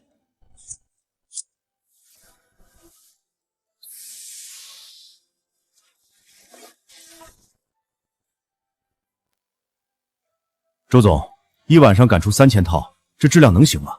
黄总，直接验货吧。黄总，尺码统一，针脚平整，反面一个多余线头都没有，连色差都控制得这么好，这良品率接近100%了。沈老板，之前我听信李琦的谣言，对你们有偏见。这种质量和效率，普通加工厂根本做不到。保证质量是我们的本分。好，沈老板，为了奖励你们提前且高质量交付，我个人追加50万奖金。王总，周家后续的国风礼服订单也会优先交给天一坊。服饰行业协会的会长顾曼青，他现在急需高质量的精品服饰，到时候我去给你们引荐一下。谢谢，我们以后也保证不负所望。这50万奖金是大家熬夜拼出来的，我决定拿出10万给大家分红。天晴，你太棒了！算这丫头有良心。从现在开始，大家回去带薪休假3天，都回去给我好好休息吧。天一坊这次真的站起来了，现在没能阻挡我们的脚步，我会把失去的一切一一夺补。给大家放了3天假，休息1天后，闲不住的我还是来了工坊，想着趁没人，把昨晚留下的碎布袋和线条清一清。哟，这怎么连个鬼影都没有？程远，你还看不出来吗？这天一坊啊，怕是连工人的工资都发不出，人都跑光了。昨天赶工累了，今天我给全场放假，有话快说，有屁快放。沈天晴，你都混成这副德样了，还在这装什么清高？沈天晴，实话告诉你吧，我们奇美刚刚签下了1000万级的城市文旅服装大单，以后这整座城市的文旅项目全由我们说了算。听到没有？这就是差距。我们刚在市中心买了套大别墅，以后我们的孩子接受的都是最顶尖的精英教育。孩子要是跟着你，恐怕只有捡垃圾吃的份。说完了吗？说完了就滚！滚！沈天晴，我是看在昔日的情分上来赏你一口饭吃，把你藏着的圣旨和天一谱交出来，这50万就是你的。拿着吧，沈天晴，你这辈子恐怕都没见过这么多现金吧？别给脸不要脸。反正那些老古董放在你手里也没用，交给我们，至少还能帮你换口饭吃。拿着吧，沈天晴，你这辈子恐怕都没见过这么多现金吧？别给脸不要脸。王叔，把大黑和二黑牵出来溜溜。沈总，狗来了。沈天晴，你疯了！快把狗牵走！沈天晴，你这个疯女人，你简直疯了！王叔，松绳。你会后悔这个决定的。你就守着那堆老虎机等死吧！王叔，把门关好，免得总有疯狗叫门。好嘞，沈总。这个沈天晴真是个疯子，给脸不要脸。我们好心好意给他送50万，他居然敢放狗咬人。给他50万，不过是想买他的时间，让他配合我们加快进度而已。他还真把那点破烂当成什么宝贝了。不识好歹的东西，要不是念在他好歹当过我师傅，谁会送钱给他？你放心，就算没有他，多花点时间 ，AI 肯定能学会并且完美复刻出来。到时候他的那些所谓的祖传手艺，一文不值。喂，顾总，你好，你好。刘总，我就是想问问，我们那个文旅项目服装的单子到底怎么样了？都过去这么多天了，我们的货很急，想知道具体进度。顾总，您放心，一切都在我们的掌控之中，已经筹备完毕，马上就可以投入生产了。马上？这么多天过去了，你们都干嘛去了？怎么还在筹备阶段？你们到底有没有把我们的项目放在心上？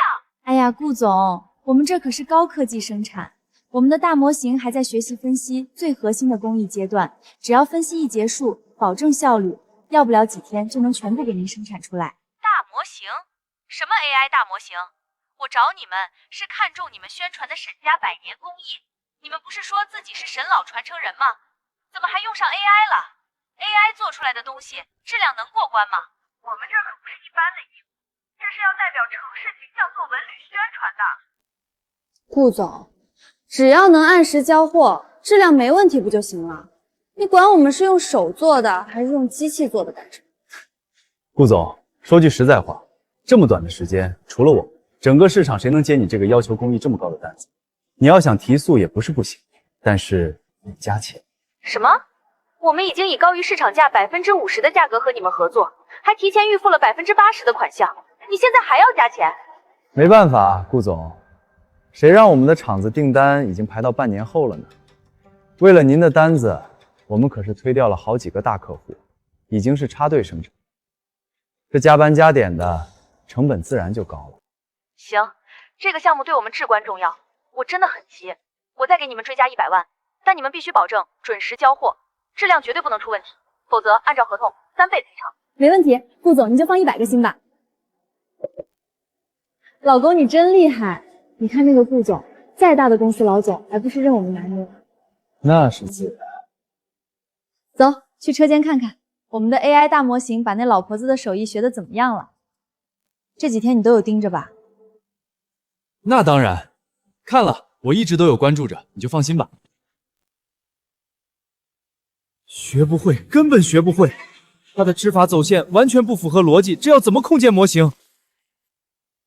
这就是你说的一直关注柳成远，怎么会是这个样子？刘总、李总，不行啊，这个沈氏织法太邪门了，他的走线和刺绣针法完全是反常规的，我换了好几个 AI 大模型都模仿不出来。我花大价钱请你来，不是让你跟我说学不会的。那这也不是我能控制的呀，他的数据模型就是无法建立。那顾曼西那边怎么交代？3倍赔偿啊！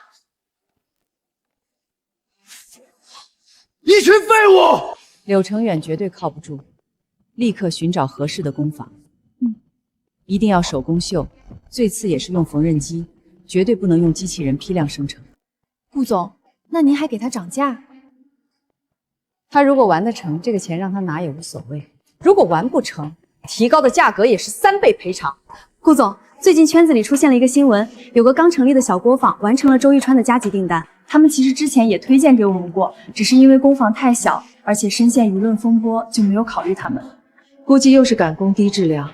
我们是打造城市文旅品牌，必须要高质量精品。听说他们的良品率几乎100%，而且做工非常不错。当时周总还额外奖励他们50万。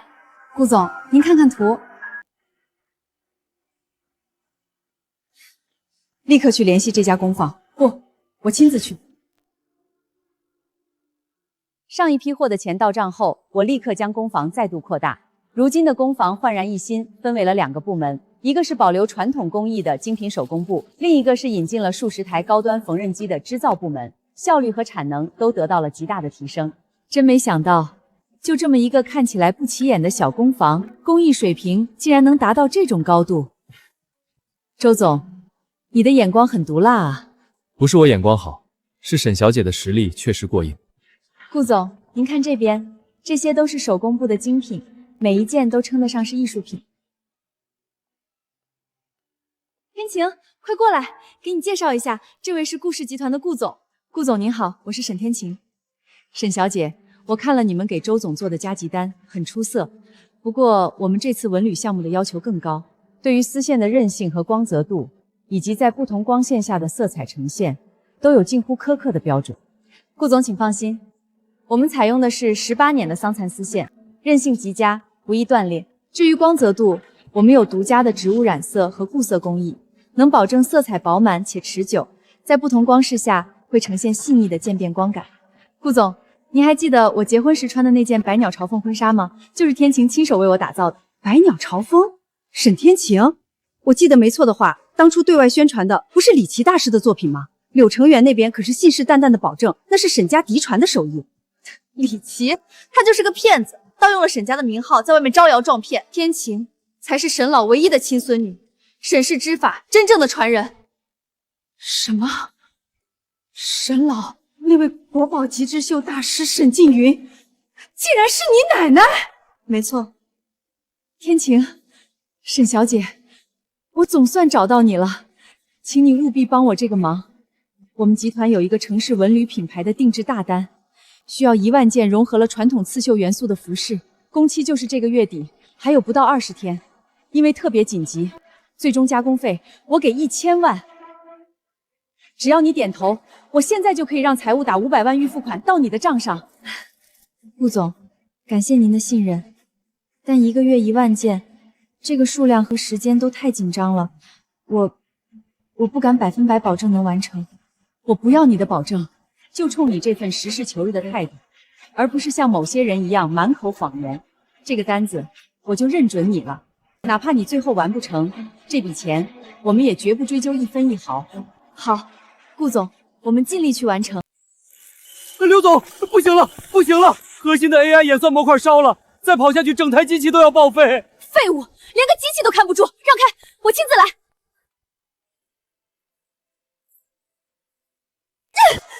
这不可能，这根本不是人能织出来的东西。一起，月底之前要是交不了货，我们要赔的可是3倍违约金，3倍啊！我们是要赔到破产的。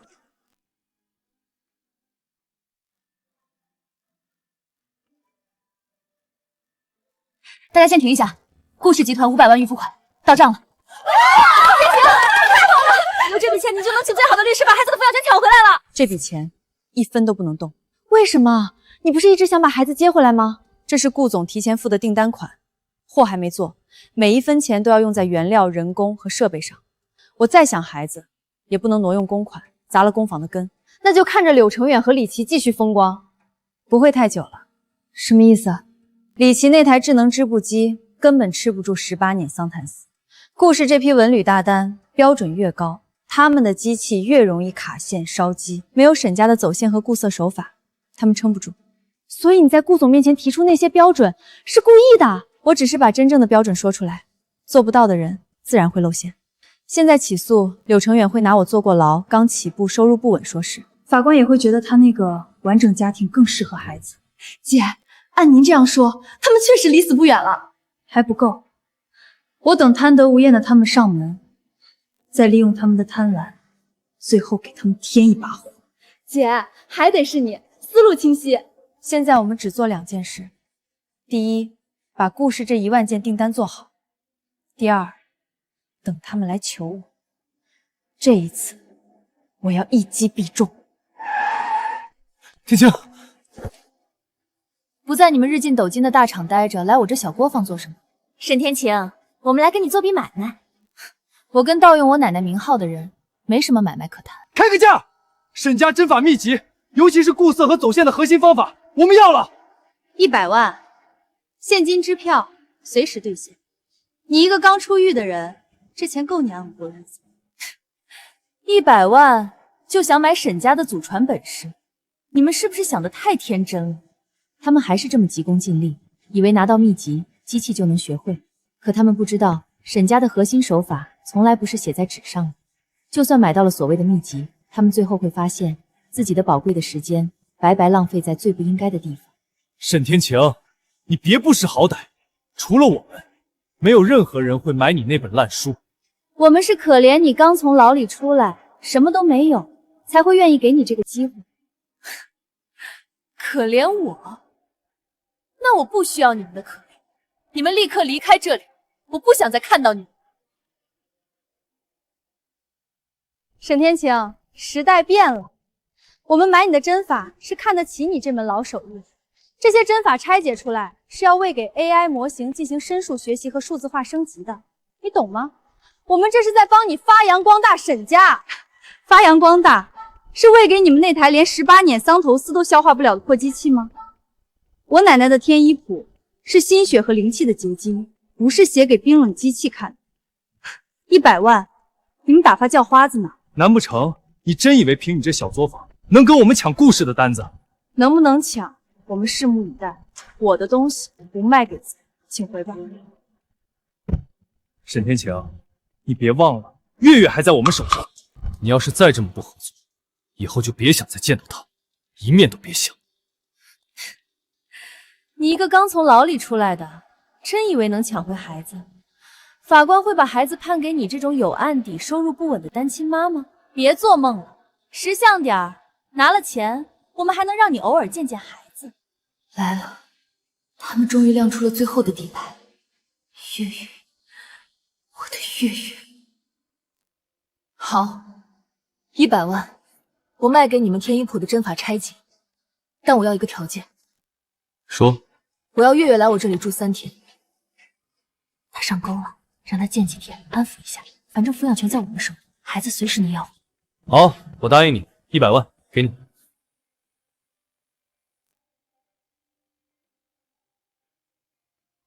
怎么不是原版？原版早在那场大火中烧没了，孩子在你们手中，你们觉得我干得出那种出尔反尔的事情？我可以对天发誓，一切都是真的，没有删减。师傅，是不是删减版？我认得出来。要是你敢耍猫腻，你永远也别想看到孩子。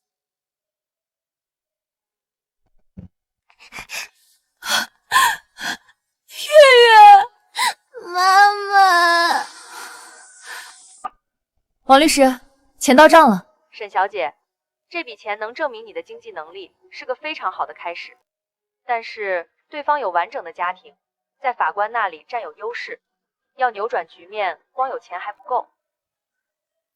还需要什么？你必须拿出强有力的证据，证明他们不适合继续抚养孩子。月儿，我一定会把你们夺回我的身边，等着我，很快了。月牙儿，醒了，快来，妈妈给你做了你最爱吃的鸡蛋饼。妈妈，你还记得我的小名？傻孩子，妈妈怎么会忘？快趁热吃。他们平时都给你吃什么？李琦阿姨说做饭浪费时间，家里都是钟点工作或者点外卖。我的月月，这些年让你受苦了。妈妈，我不想回去了。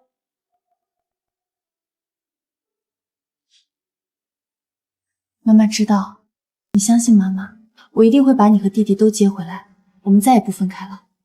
妈妈，弟弟，沈明他其实不坏，他只是被他们骗了。他们总跟他说你是坏女人，抛弃了我们。我知道，他一个人在家很孤单的。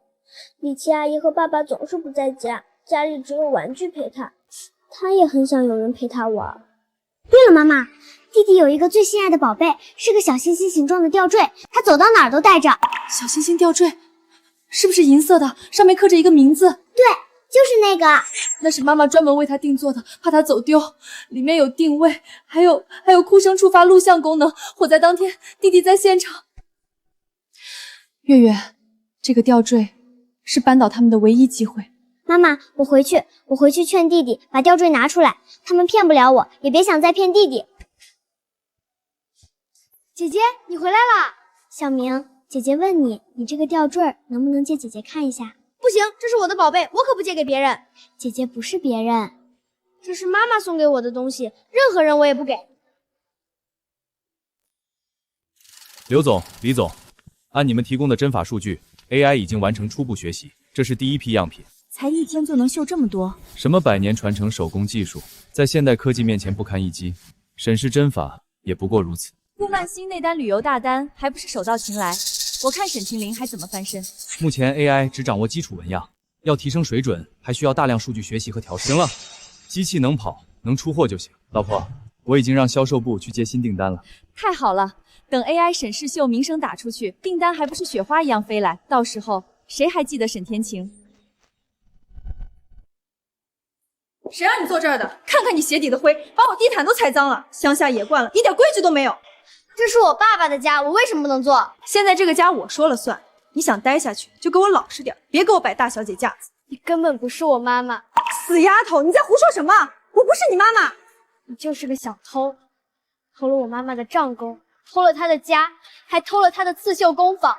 你拥有的一切都是偷来的，反了你了！放开我！你这个小偷！进去反省，今天谁也不准给他饭吃。姐姐，你吃点吧，以后别惹妈妈生气了，只要听话，她就不会罚你了。她根本不是我们的妈妈，你忘了吗？今天是你生日，他们自己出去玩，根本没想过我们。走，我带你去找真正的妈妈，只有她会给你过生日。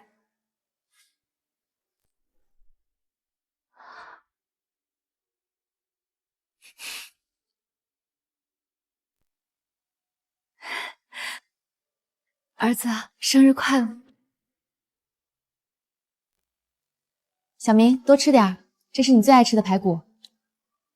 好香，我以前没吃过这么好吃的菜，谢谢阿姨。喜欢就多吃点。小明，能把你脖子上的吊坠给我看看吗？小明，给妈妈看吧，没事儿。你看，这是妈妈和你的合影，那时候你才2岁。你真的是我妈妈。小明她就是我们的妈妈，我们一直都被爸爸和那个坏人骗了。可是爸爸和李姨说妈妈是坏女人，早就不要我们了。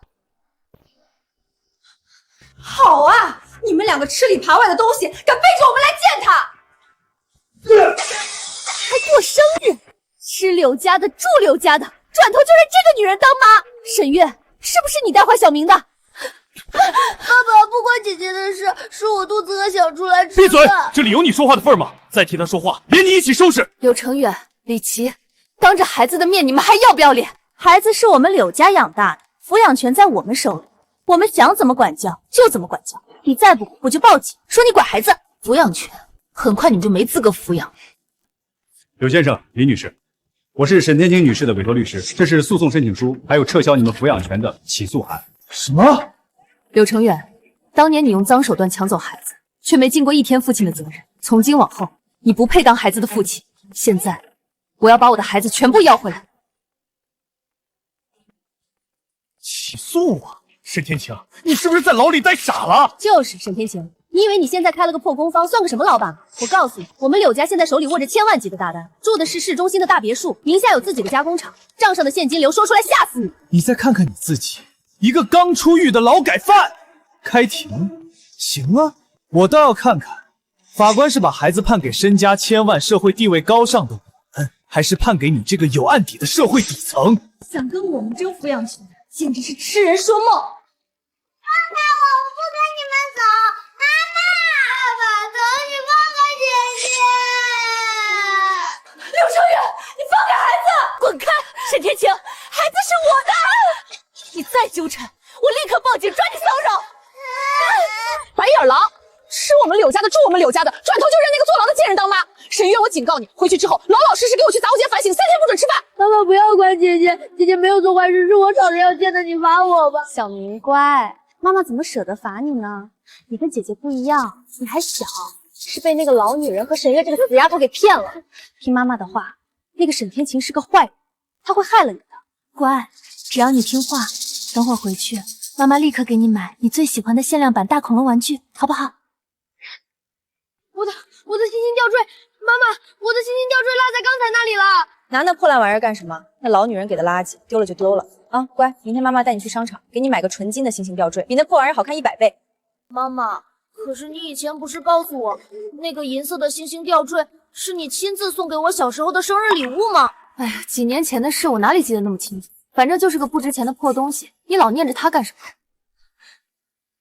小明，妈妈一定会把你们接。沈总，您别太担心，只要我们接下来收集到足够的证据，证明柳成远和李琦存在虐待儿童的行为，法官一定会把抚养权暂给您。把它交给技术部门修复，看看里面有没有跟火灾有关的证据。好的，沈总，我会以最快的时间把它修复。顾总，您怎么突然来了？也不提前说一声，我们好准备准备。是啊，顾总，快请进。为了赶您的订单，我们工人都在加班。您看，这批货已经完成1大半了，我们采用最新生产模式，最后把模块一合，马上就能交货。为什么是一半一半的修？为什么不在完整成衣上做？这样拼起来接口不会出问题吗？顾总，这叫模跃化生产，把一件衣服拆成不同模块，分工制作，最后智能拼接，效率最高，工期最短。传统那种一件一件做早过时了，我们这才是高效率生产。我明白了，你们继续忙。什么意思？夸我们一句都不会？他一个搞行政的懂什么生产？估计是被咱们模式镇住了。别管他，咱们成功在望。顾总，您来了。这些都是完成的成品。是，目前完成3216件，全部经过首轮质检。这里是每批质检记录，针脚密度、图案还原度、尺寸误差都在标准内。针脚稳定，做工也细。沈总，你们良品率很高。我们是师徒责任制，每道工序责任到人，速度不是最快，但质量不能乱。你做得很好，比我想象的还好，继续保持，我很放心。谢谢顾总信任，我们一定准时交货。顾总，这么快就想我们了，是不是被柳氏的效率震撼到了？李总，我正式通知你，通知什么？项目提前，交货日前3天，我要进行最终验收，到时候我只看完整的，通过质检的成衣。什么？只看完整成衣？顾总，我们那个模块化生产……我不管你们用什么模式，我只看合同要求的成品，数量和质量不达标，一切按合同办。顾总，这也太突然了吧！希望你们的高科技真能按时交货。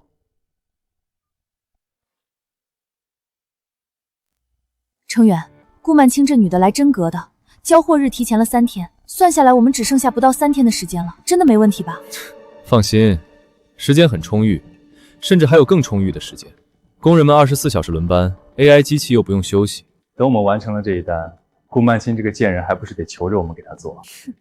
我也早就看他不顺眼，整天一副高高在上的样子，给谁看呢？等这次交了货，看他还怎么在我们面前摆谱。组长，这根本对不上啊！这左袖的弧度和衣身怎么差了这么多？我这更离谱，这箱子里全是右袖，怎么一件左袖都找不到啊？怎么回事？都嚷嚷什么呢？马上就要交货了，你们怎么还没拼好？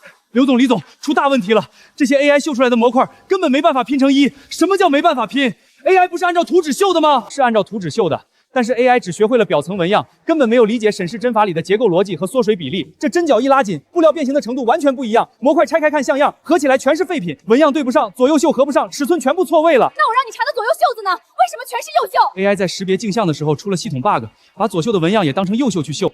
我们这3天赶出来的大半都是废品啊！废品，全部是废品！完了，顾曼青的违约金我们赔不起，柳氏会破产的。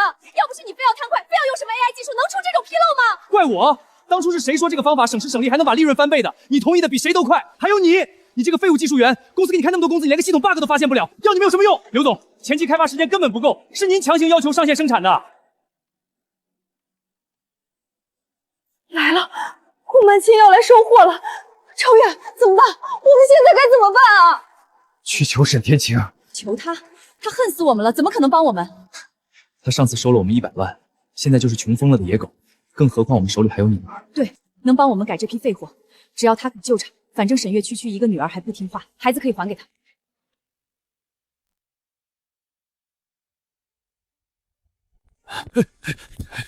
沈天晴，我们来给你一个机会。不是说了，禁止这种闲杂人等入内吗？怎么让他们进来的？他们手里提着很多钱，说是跟您有大生意要合作。这里面是100万现金，只要你帮我们把那批货救回来，这钱就是你的。你们拿走，这个钱我不要。别给脸不要脸，之前给你100万，你不是拿了吗？还在这里装什么清高？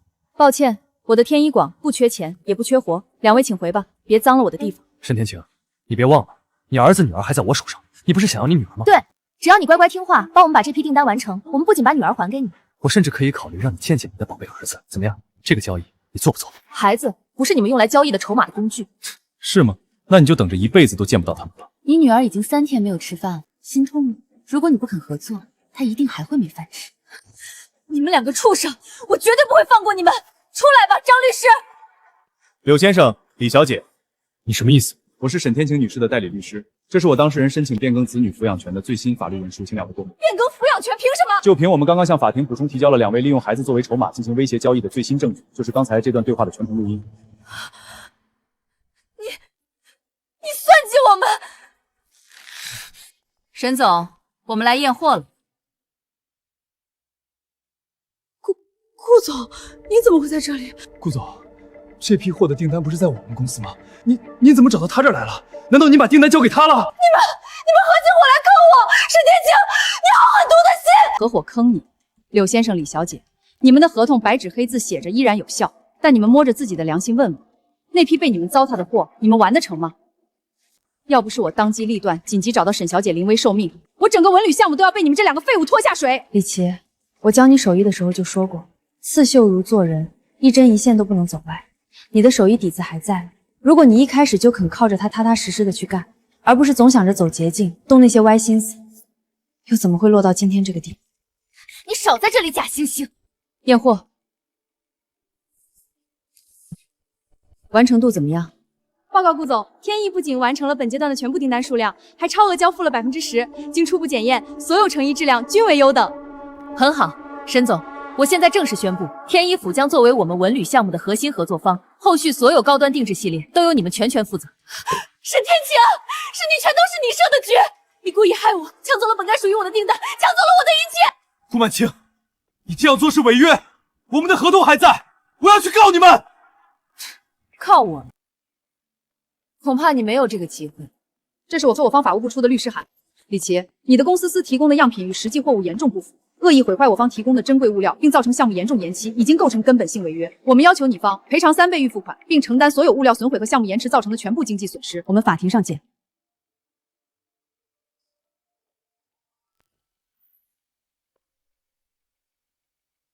破产了，我们破产了！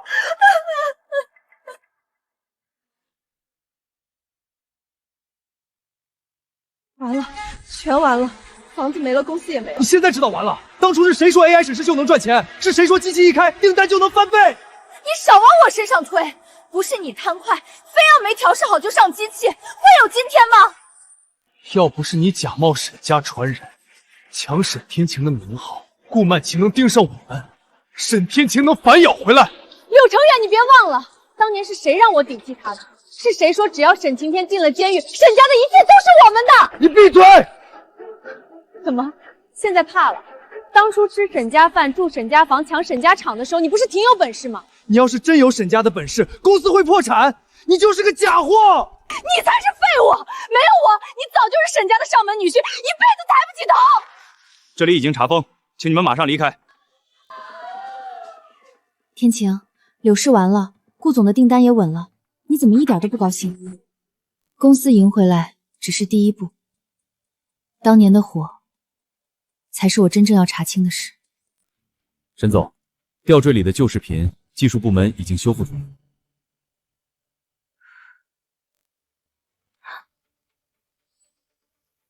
既然柳成远的烟头点不燃，那我就加一把火。到时候我救出他儿子，柳成远只会感激我。张律师，报警！我要让他们为这场火付出真正的代价。3年牢，沈家的厂，孩子的童年，我都要他加倍偿还。视频能证明李琦进入起火现场，但还需要补足物证和证人。当年厂里不是还有个看夜班的王叔吗？王叔当年突然离开苏州，我一直觉得不对。沈女士，是您报的案吗？证据在这里，这是关于3年前火灾案的重要证据。我要对当年的火灾申请重新立案。我们会立刻做技术鉴定，如果视频属实，当年的案子要重新立案。不只是重新立案，我要让所有人知道，沈家不是罪人。查封期间，任何人不得私自进入。我们就拿点孩子的东西，贵重物品已登记封存，生活用品可以申请。连孩子的衣服都不让拿，你们知道我是谁吗？李女士，请配合。还看他，他把我们害成这样，你还想着他？还给我，那是我妈妈。你们骗了我们那么久，还想骗到什么时候？闭嘴！没有我，你们吃什么住什么？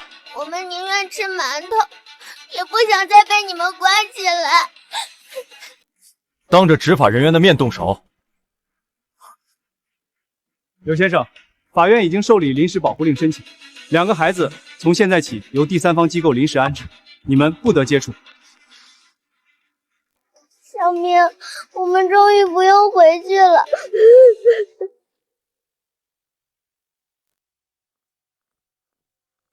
李琦女士，我们是市警察局的，3年前服装厂火灾案有新证据，请你回去协助调查。什么火灾案？不是早就结案了吗？现在案件重新调查，请你配合。程远，你快跟他们说，当年那火跟我没关系。警官，我先说明，当年我只是去过车间抽了根烟，但烟头我明明踩灭了，后面他又倒回去干了什么，我根本不知道。柳程远，你现在把我推出去！警察同志，跟我一点关系都没有啊！我也没想到这婆娘这么狠毒。柳先生，后续也需要你配合调查。我配合，我一定配合。我也是被他骗了。柳程远，你别想摘干净。当年要不是你想吞沈家的厂，我会走到这一步吗？李琦女士，请上车。柳程远，你等着，我不好过，你也别想好过。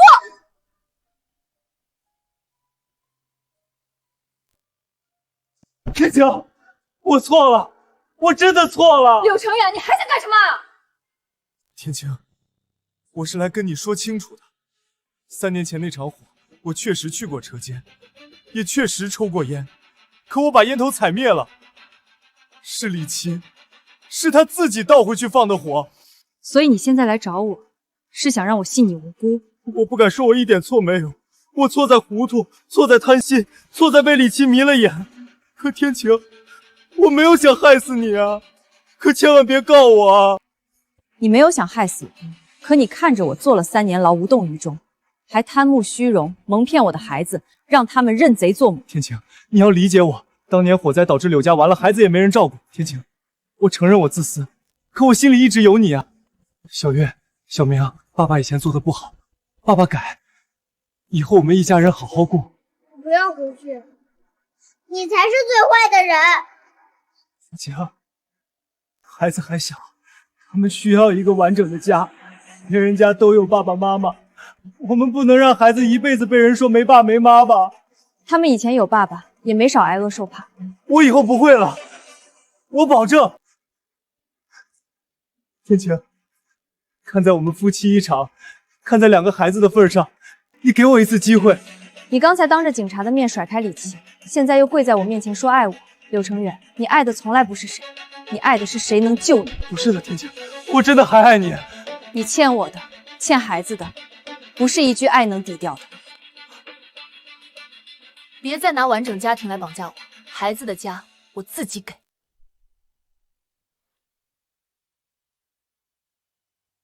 我从业40年，只在古籍里见过天一方的记载，今天总算见到真东西了。之前我只看登记文件，差点让恶意抢注变成事实。沈女士，我欠你一个公开道歉。王教授，我今天来不是为了听谁道歉，我要拿回沈家的名字，也要撤销李琦利用沈家旧谱抢注的所有权属登记。沈女士，历史证据很完整，但重新认证传承人还需要公开展示技艺，尤其是沈氏针法失传多年，必须证明你不是只拿着祖传物品，而是真正掌握这门手艺。天晴，你愿意现场完成一段沈氏针法吗？天晴姐，别怕，你一路怎么走过来的，我们都看见了。沈姑娘，你尽管秀。你当初救下珊珊那件嫁衣的时候，我就知道沈家的针没断。好，天晴姐，当初我抱着那件快赔钱的假衣去找你，是我这辈子做过最对的一件事。要不是你，我和我妈早就被那件假衣压垮了。也是因为你，我才知道女人不是只能认命。今天该轮到你把自己的名字拿回来了。沈姑娘，老太太不会说漂亮话，我只知道你的针救过我们一家，也救过天一坊这些姐妹。今天谁敢说你不配，我第一个不答应。谢谢。这是沈氏金针，这根针也有来历。沈氏苏绣传到第7代时，曾有一套金针，传说只有真正掌握沈氏针法的人，才能用它披丝、藏线、度用眼。如果他今天用这根针绣不出来，那这些祖传证物也只能证明沈家曾经辉煌。可要是他绣出来，李琦那些登记就催站不住了。沈家的针不靠嘴认，请2位看清楚。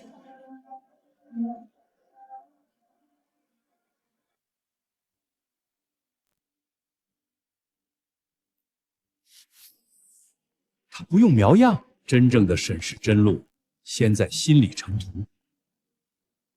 他在披丝，这么细的金线，稍微一抖就断了。3叠羽毛针，外名中尘里藏光，没错，是3叠羽毛针。这里写着羽分3叠，光藏其中。它的针路和古谱完全一致。姐姐，凤眼最难，审视针法里，凤眼不能死绣，得留半寸光路。亮了，这不是颜料，也不是珠片，是针法带出来的光，半度凤眼针。这就是沈氏失传多年的半度凤眼针。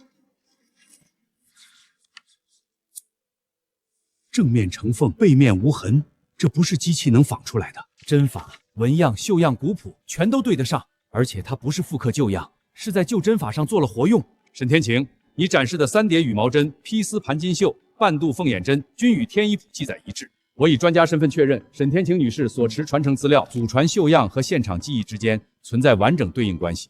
此前李琦所登记的相关权属确有重大在先权利争议。陈会长，是否意味着李琦的百鸟朝凤权属会被撤销？协会会向相关部门提交复核意见，凡涉及恶意抢令、冒用沈氏传承的登记，都应依法撤销。那沈女士是否会恢复沈氏苏绣传承人身份？我代表苏绣协会正式提议，恢复沈天晴沈氏苏绣代表性传承人认证，并启动天一坊历史名号复核保护程序。天晴姐，你做到了，他们抢走的名字你真的拿回来了。不是我一个人拿回来的。没有你，没有周婶，没有天一坊那些姐妹，我走不到今天。好啊，沈姑娘，沈家的针没断，你也终于不用再背那个脏名声了。奶奶，沈家的针我接回来了。沈天晴，签下这个名字，从今天起，天一坊该回到真正的传人手里。天一坊回来了。本案为沈天晴诉柳成远离婚、子女抚养权及财产分割松散案。经审理，法院已查明，柳成远在婚姻存续期间与李琦存在不正当关系，并长期隐瞒事实，导致夫妻感情彻底破裂。法官，我承认我糊涂，可我现在知道错了。我和沈天晴还有2个孩子，我们这个家不能就这么散了呀！被告请坐下，不得扰乱法庭秩序。审判长，柳成远不仅存在婚内过失，还长期放任李琦对2个孩子进行情感操控和不当惩罚。我们提交的录音、视频、心理评估报告均可证明2个孩子在柳成远及李琦共同生活期间身心受到严重伤害。2个孩子目前对沈女士形成稳定依恋，且均明确表达不愿回到柳成远身边。尤其沈月多次提及被关禁闭、饥饿惩罚和言语羞辱。那都是李琦干的，我不知道，我是他们亲爸，我怎么会害他们？你知道，每次他罚我，你都在家，你只是装没看见。爸爸，我以前求你别管姐姐，你还骂我多管闲事。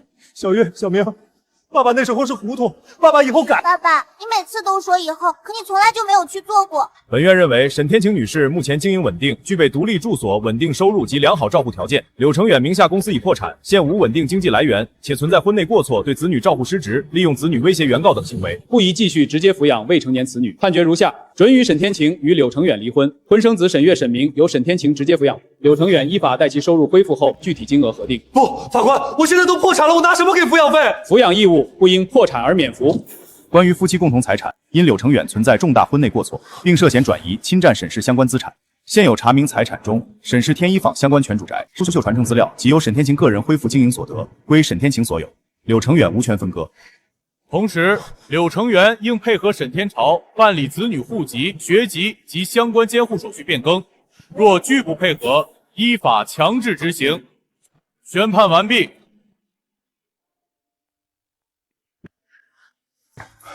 天晴，孩子真的判给你了，可我也是他们爸爸呀。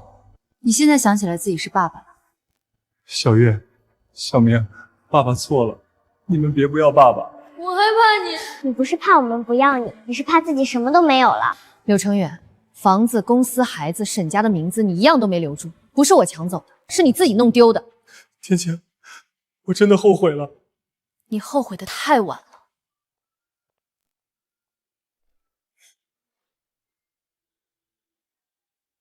3年前，天一坊还只是一间小作坊。3年后，他参与电影《凤仪天下》主视觉服装制作，成为凤林山河文旅项目核心合作方，也把沈氏苏绣带上国际时装周。今晚是凤林山河文旅项目正式亮相，也是天一坊沈氏苏绣系列首次公开拍卖。天晴姐3年前我们还在铁皮作坊里抢料子赶横单，现在跟做梦一样。不是梦，是大家一针一线熬出来的。沈总，今晚之后，凤林山河巡展正式启动，天一坊会出现在更多城市。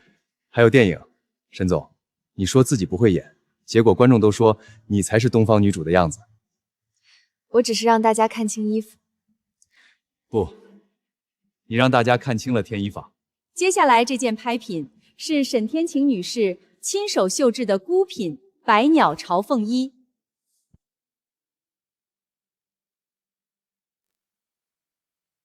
这件衣服耗时6个月，共用37种丝线，凤眼采用沈氏半度凤眼针，百鸟羽纹使用3叠羽毛针。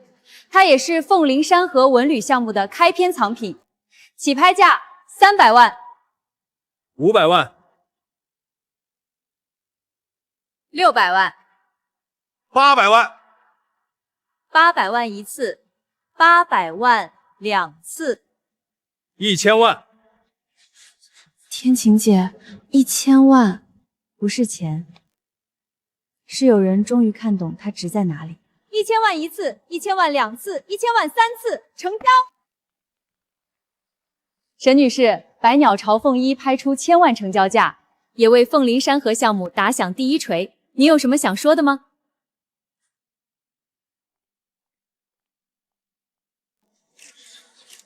谢谢各位认可天一坊，也谢谢大家认可沈氏苏绣。3年前，我重新拿起针，只是想证明沈家的手艺没有断。后来我才知道，一根针能做的不只是替自己洗清冤屈，它也能给更多人一份工、一口饭、一条重新开始的路。这件百鸟朝凤衣卖出1000万，但这笔钱我不会带回天一岗。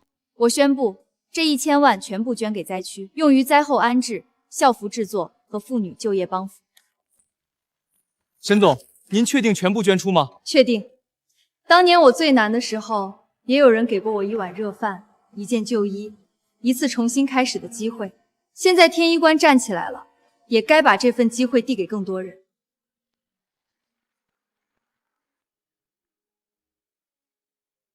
这才是凤林山河真正的魂。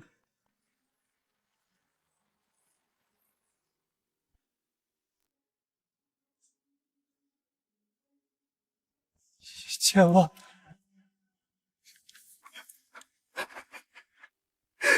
天晴，天晴，我错了。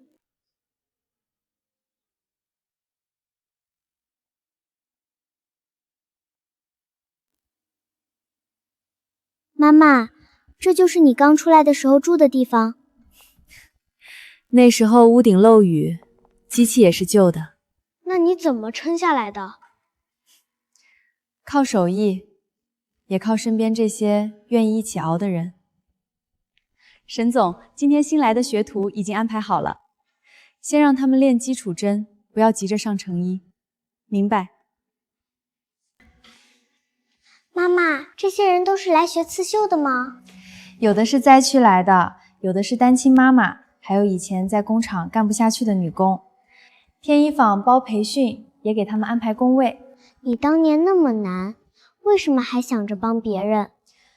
因为我知道，人没有自己的本事，就容易被人拿捏。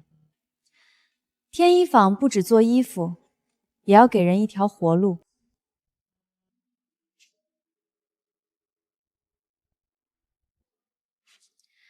手别绷太紧，线顺了，针才顺。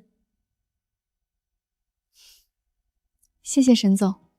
妈妈，我也想学。你想学刺绣？以前他们说男人拿针没出息，可我觉得你拿针的时候最厉害。沈家的针不分男女，只分你有没有耐心，有没有敬畏心。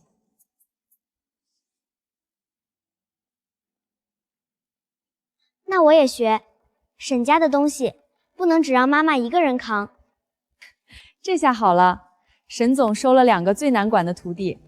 学针不是好玩的，手会疼，眼会酸，坐久了腰也疼。我不怕。我也不怕。第一针不求快，只求正。针下去之前，先看清纹路。这叫起针，起得正，后面才不会乱。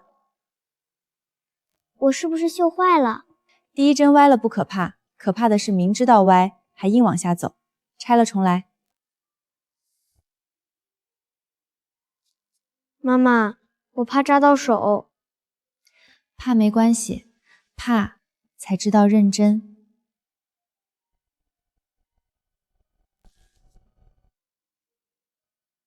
这样可以吗？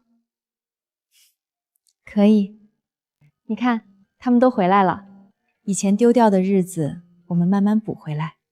我曾经以为失去的东西再也回不来，后来才知道，只要人还在，针还在，家就能一针一线缝。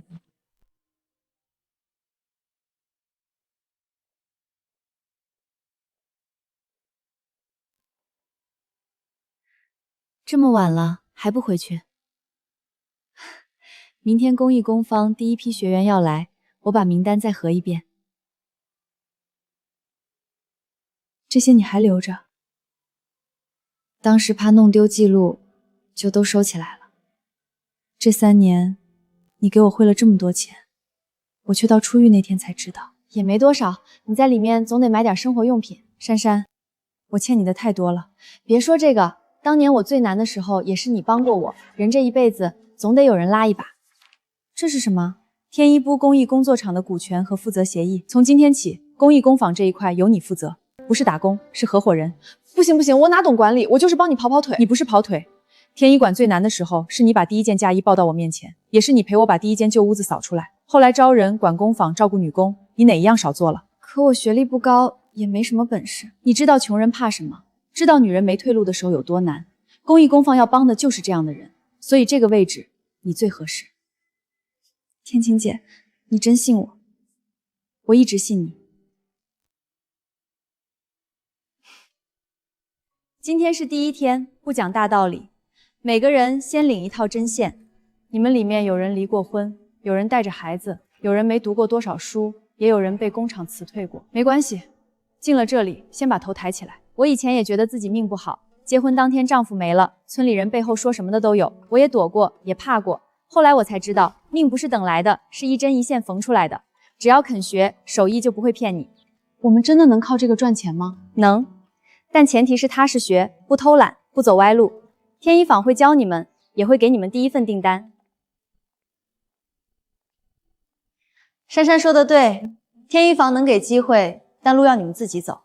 谢谢沈总。不用谢我，以后你们靠自己的手吃饭，要谢就谢自己肯站起来。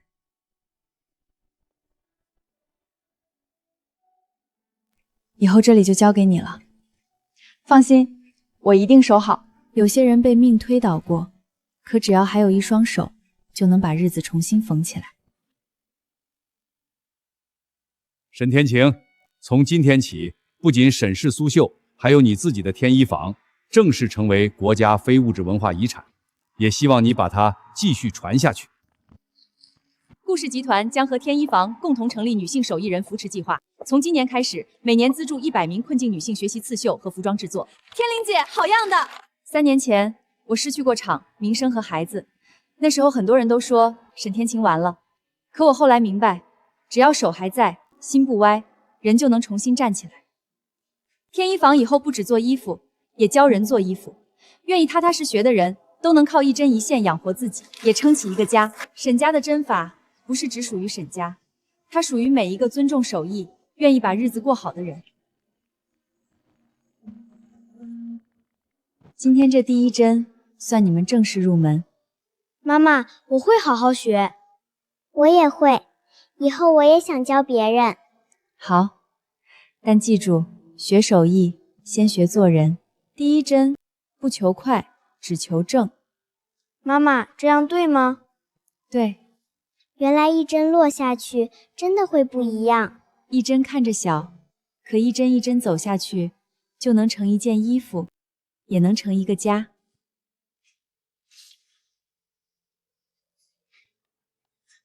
妈妈，明天我还想练针。我也是。沈总，你看，2个小徒弟比谁都积极。那就明天继续。天晴姐，都回来了。不是回来了，是重新开始。金针不渡假凤凰，可只要心是真的，哪怕从废墟里开始，也能绣出自己的天意。